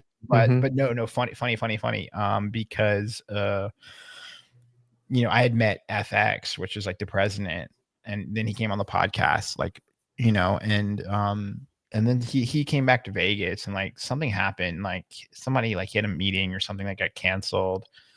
And so he like called me, and it was like we had kept up on Instagram, but he's like, dude, I'm in Vegas, like let's have breakfast. And I was like, Nice. okay, the fucking president of UN has asked me for breakfast, like I'm gonna drop Mhm. everything I'm doing and go. Mhm. Mhm. um and then so we're sitting there having breakfast, and then Matthew, like big boss man, like comes down and like sits down there with us, like, oh shit, like like. And then so then because FX, like I bought my watch from my dealer, but then FX was like I'll help you get a bracelet and do all this, and so I got a bracelet from FX, and then Matthew was like, I've never seen. So they use that bracelet on a different dial color. They don't have it on my dial color. So I was like one of Mm. the, I guess I don't know if this is the case, but I was one of the few people that had this dial color with this bracelet, because they don't sell Very it like cool. that. They sell Yeah, yeah, yeah. like a mesh, like woven mesh bracelet, that specific reference. Mhm. So then when Matthew comes down, he like looks down on my wrist. He's like, "Oh, like can I see that?" Like takes it off, takes a picture. Like he takes off his like prototype UN and like takes a picture of like my humble UN diver. That's just so cool. And then they're like, "We're going to some like site visits if you want to come with us." And I was like, "Yeah, That's okay, yeah." amazing. Yeah. So then I know all the retailers here, but then when we went to Switzerland for this past year, like the guys from do you know Rashawn and Perry Dash from the Wrist Check Pod? Do you know them? I don't know them, but I've listened to them. Yeah. So they were doing like a party like with you in Switzerland. This is why like next year you just have to come with me. And and it was like a who's who of watch people, Mhm. like I mean, everybody was there.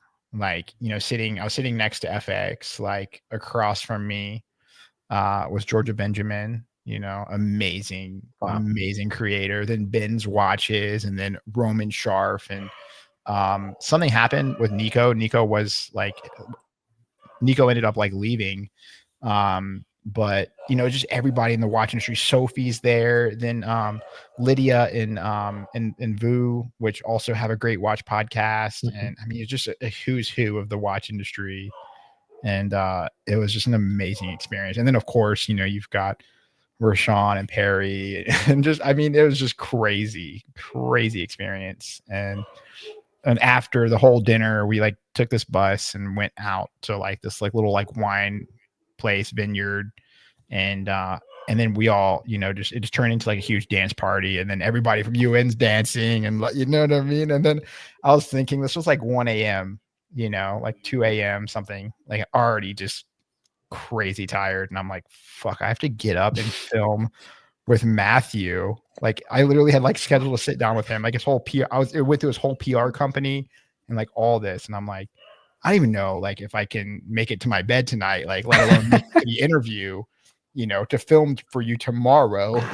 Um, Somehow I did it, but then like sure enough, like after that whole night, like he just literally just like came in, it was just game on. I'm like, wow, like these guys are fucking amazing. They make Oh, amazing so it was watches. like on professional, very, very on point after all of that. Yeah, I mean, just to see like how people let loose, and then I'm sure my dogs are literally trying to Oh, go they're for a fine. cameo, They sound going for the adorable. going for the cameo. But no, like just to see like both sides of the spectrum, like crazy fun and crazy like professional, and just get Mhm. down to it. I mean, they blend the spectrum of crazy and and professional.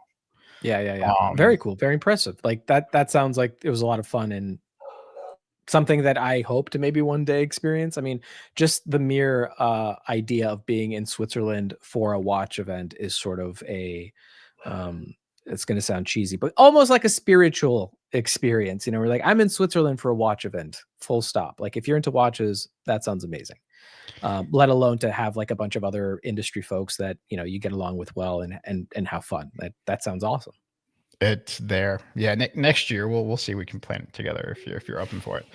Um if somebody, okay, so let me come out on the record, and if you're listening to my podcast now and you've made it fucking 2 hours listening to us talk, and you have not listened to James's podcast, I don't know Oh, what is wrong with you yet, but um too if kind. somebody could listen to one episode of the Timist, which one do you think best represents like your character, your persona? If that's, I don't see you as being a persona, but you're just like, hey, look, if you could carve one episode into stone forever, which it is on the internet, so it will be, but you get it. Oof. Like if you could say, look, this is the only episode you need to listen to understand who I am and what I'm trying to do.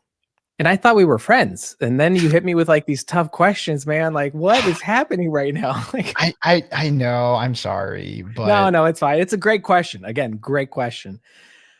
Um, Weirdly enough, so a lot of people message me and they're like, "You are gonna chat with Andrew Morgan?" I'm like, "Yeah, I'm gonna chat with Andrew Morgan."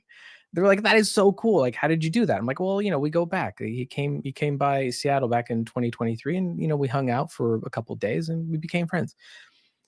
And they had a more sort of animated reaction to that.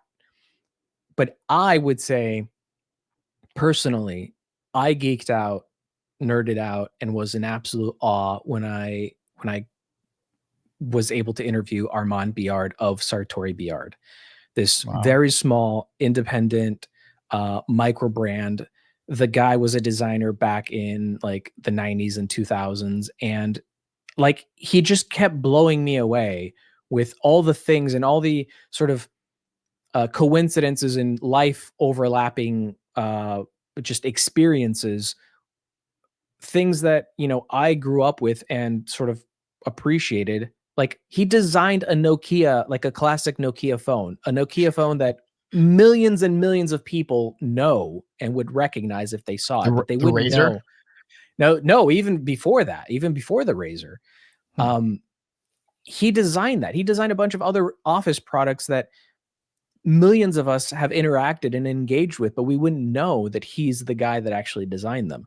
So my my interview with Armand Biard of Sartori Biard is one of my absolute favorites, just because of the awe and wonder that he was able to sort of lay out and just keep blowing me away. Like I was just impressed just as is with his company and the watches that he produces. And context, he's a watchmaker that uses a bunch of manufacturers, all well respected. within the watch industry, and allows people like me to access a bespoke watchmaking experience and build a watch that is not requiring me to mortgage a house, right? You can get a bespoke piece unique watch made by Armand um, for less than $4,500, Wow. which in the watch space, again, that is not a I had no small chunk idea. of change. That is a Yeah. lot of money. Sure. However, in the grand spectrum of things, when you're talking about, piece unique or bespoke watches, that you can actually talk to the guy that will be making the watch for you, and he will ask you, what's your favorite color? What are you into? What's your background? Do you have any family stories that you want to share? Like things that he can incorporate into the watch. He takes you on that journey. And to be able to do that for less than, let's say, $5,000 is unheard of within the watch industry. Again, it's not a small chunk of change. It's a lot of money, but it is not in the grand scheme of things when you're in this arena. And I was just blown away by his company, his brand, his ethos, and his approach to watchmaking. In that you can have a $3,500, $4,000 watch, or you can go 100,000 plus, depending on what wild and crazy invention you want to do. He can do it, but just the gamut, the spectrum that he covers between like $3,500 watch that I can work with you and get some modifications and make it your own, all the way up to like 12,000 maybe if you want, or 100K plus tourbillon, custom engravings, absolute works of art that you can say there are many watches in this world, but only one of them looks and sounds like this because I worked with the creator to make it. That is Yeah. wild. So for me personally, that was my favorite. Not that I have a favorite guest. They're all special Sure. and I love them all. But the one that blew me away the most, in that I saw him from afar, I appreciated his brand, I loved his work, and then he said, "Yeah, I'll come on your podcast." And in that podcast, I learned so much more about him that I was blown away. So, No, that's amazing. And yeah, that's a brand that respectfully I haven't paid really any attention to. And I had the same conversation. Uh I feel like I had this conversation with every brand. mm, Like, I'm not out looking for watch brands. Like I probably should be, but like I'm just trying to like support the brands that I do know that I mhm, am passionate about. yeah, Um and I had that conversation today with Norcane, you know, like a brand that like everybody knows Norcane at this point, but like, I was telling their marketing people like, yeah, like I've been to some of your events, like you guys have a great product, and same thing for like Maurice Lacroix. yep, yep, Like I really enjoyed your episode with Maurice Lacroix, and they're such a great brand that's so underappreciated. agreed. And Stefan and Andre are first class, again, gentlemen, so nice, so kind, so sweet, and they don't have as much of a spotlight on them as they deserve. So completely agree. and it was one of those brands where like I had like Andre had reached out and like I was like, oh, Marissa Qua, like, okay, cool. Like I was like really early into this whole journey. Mhm. And I wasn't working with the same amount of brands that I was, I guess, at this point now. Um, but then he's like, hey, I used to live in Vegas, like I'm coming to Vegas, like, you know, let's do it. Like let's meet up. And so Nice. like he texted me and I was like, I'm always like just trying to be very accommodating. But I was like, yeah, like I'll come pick you up at the airport and like we'll go like have, like some beers and this and that. And like it was just super last minute. I couldn't plan an event with them, like a local watch club event. And so like we had beers and like some of his friends came out and we like, spent like 5 or 6 hours just like chilling, like, talking about watches, like, philosophy, like, after the first hour, like the watches just kind of like fell to the side and he was just like, talking about me and like my, what I'm trying to do in the watch industry and like all this. And then took a couple weeks for us to get Stefan on. And then full circle funny on June 5th. I was gonna say there's an event coming up, isn't there? There is. Yeah. Tell me. It's gonna be freaking amazing. We have this art studio. So they did a watch with Watto, Okay. and we have this art studio. It's just a literally like a blank canvas. And the whole concept was to like literally get like a camera and like blast it and like have Watto like drawing art for all the Mhm. guests. And then so Mhm. people are watching it like on the walls and all this. And then for whatever Nice. reason, like Watto just had a scheduling conflict. It just couldn't happen. And we just had such a small date. Because Stefan's coming too. So now it's just gonna be I know it's such a downgrade from the epicness that we had, but we've like went in and like we've made a drink. Like this is I mean this is like some next level event planning that I've never done, but we like went out and made a cocktail for every collection, you know, Wow. for them. So that way, like um like the masterpiece or the Pontos or whatever, like Can you every tell me what's in the icon? yeah, let me pull it up. Pull Um it up. yeah, let me see, because we've been going back and forth for a couple months now. Very cool. All right, let's see. So the Pont so actually so funny. Because so I was texting Andre, I was like, oh yeah, he's like, oh, what do you I was like, we're working on this panel. Like, do you want to be on the panel? He's like, no, I'm just gonna be in the back, like sipping Pontos or sipping icons. So the icon is an urban old fashioned, bold, modern, and assertive, you know, like an old fashioned Mhm. served on the city rooftop bar. It's all about timeless and cool with a modern facelift. The chronograph of the skeleton version, that's the smoked variant with a spicy kick. So I spent some time with the 39 mil skeleton icon in stainless Amazing. steel. Mm, Um, it was on loan while I was in Italy, and it was a family trip.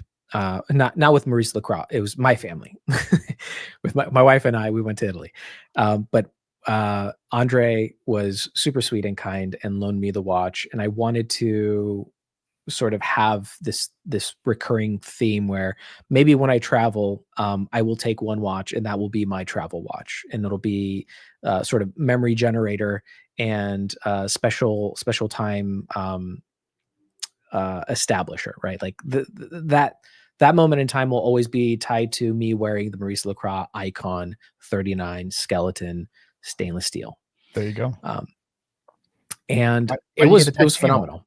Titanium one. Uh, Why not? so the timing wasn't great because Uh, the titanium one wasn't out yet, or there were I think it was very limited. So they Andre couldn't get me the titanium one because I love titanium, like I said. yep. But I fell in love with the 39 mil. And it was great. Like I absolutely loved it. My wife loved it. By the end of the trip, I told Andre, I was like, this hurts. It hurts. I have to send it back. It hurts me. It hurts my soul. I love it. Yeah, I know. I felt that way because I had the Pontos on loaner. I had the white and blue Pontos, Mhm. and like he came to town like a second time, and then I was just like, he's like, I'm just gonna leave it with you. I was like, oh, okay, That's cool. what he did with Adam from Watchcology. They met and he's like, "Yeah, he just gave him the watch off of his wrist. It was a 42 mil blue dial icon. Andre's just the best. I know. Yeah, he's became like a really good close friend, and so I've been thinking about like because now like I somehow put myself in the situation where I have to moderate a panel with Mm. Stefan. So, Mhm. Mhm. um, I'm just like, what do I say? Like, how do I introduce the brand? Like, how do I keep the conversation going? Which I mean, the keeping the conversation going is gonna be the easy part, Yeah. um, but like, a lot of brands like lean on their heritage, Mhm. and like Maurice Lacroix doesn't have a lot of heritage, but if you Mhm. look at all these other brands, like I think as a watch nerd and people who are listening, like who are starting to transcend collecting, like it's like, does the brand align with your values?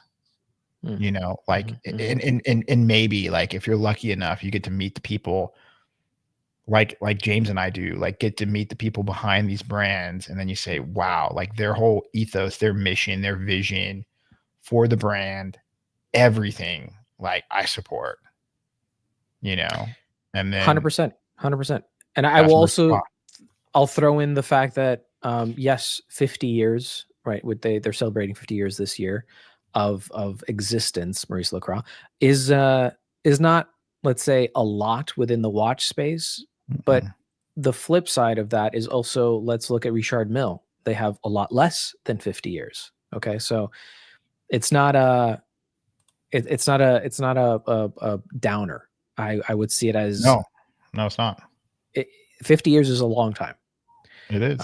And they're still around, and they exist, and they're making moves, and they're keeping fresh. And I think they're blending the years and their legacy and the history that they do have really, really well in interesting ways with the urban and more modern and more, let's say, contemporary audience. It's very, very interesting. They are. Yeah. And funny, and so like we did a Tuesday stream and my friend picked up one of the icon tides and he like unboxed it on the stream and everyone's like, oh yeah, that's Nice. super. And then we went on this whole like Maurice Lacroix rant. And then like as I started like thinking about like how I was gonna moderate this panel, I was like, I don't even have a Maurice Lacroix watch that I can wear. Like, so I need to, first of all, I need to borrow one, you know, like so I can moderate a panel in one of their watches. It'd be just a dick move to be talking about Maurice Lacroix wearing something else.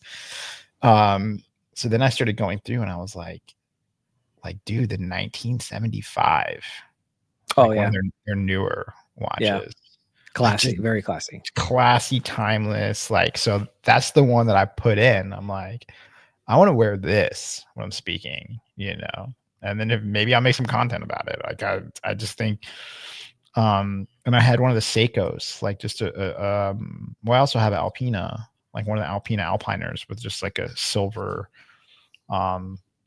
silver dial, silver bracelet, just like an all silver dress piece, sports piece. The Alpina is a more sports piece, but this is like I had a Grand Seiko, like one of the 9F spring drives, like the SBGP like 001 or something like that, with like the champagne dial, and then like I didn't wear it, so I got rid of it. And then like ever since I got rid of it, I missed that piece. So like that Maurice Lacroix, like I think like while I have it is gonna like fill the void of like my missing Grand Seiko in a weird way. We'll see what happens by the end of the panel. Yeah, for sure. Well, I want to thank you for, I mean, this has been an epic one. I'm not going to break it up into 2 episodes. Like if you've made it thus far, hopefully you have a long, well, hopefully you don't have a long commute, but hopefully you made it to the end. But but no, I mean, you've spent quite a lot of time with us, like just getting to have this, to chalk this up. I mean, I don't have a lot of other podcasters on, so it's always cool. Funny enough, you're right behind well, people who know this now, I can say it, but you're right behind Rashawn from Rich Pod. So nice. like he's before you, and then you're after him. So so yeah, you're in the good queue of guests there. So that's probably highly incorrect, because everyone in your queue is good. Thank you. Yeah. I feel like it too. No, Yeah, you have some wonderful guests, and I appreciate the time, and thank you for the invite. It's been an absolute blast. And yeah, we've been talking for 2 hours and 8 minutes. Doesn't feel like it. We're watch nerds. Come on, this is what we do. We talk watches. That's why you come here, right? It's watch talk. We could keep going, but you know, we just need to be conservative to a degree, you know. So there's only so much patience people have. Yeah, and no, we'll have to try this again, you know, at some point. Like I have you back. 100%. You know, I think I've been thinking about how I can have people back without it seeming weird. Oh, yeah. I mean, I'm happy to be a guinea pig if you like. I could be the first one to do a recurring. Well, somebody who has like podcasting experience, you know, like so yeah, we'll have to figure that out. Of course. And I officially and cordially invite you on my podcast as well. Please, I'd love to have you as a guest. Will you please accept? Yes, I will. Wonderful. Transaction has been approved. It's legal binding in all 50 states. Yeah. Yep. And Canada, maybe. It's a Tuesday. Dude, thank you again for spending so much time with us. And of course, it's been my pleasure. Thank you. I'll be on yours in a couple of days, I'm sure. Yes, let's put it on the books officially, and we'll make it happen. Thank you, Blake. I appreciate you. Thank you as well. Talk to you soon. Talk soon. Bye-bye.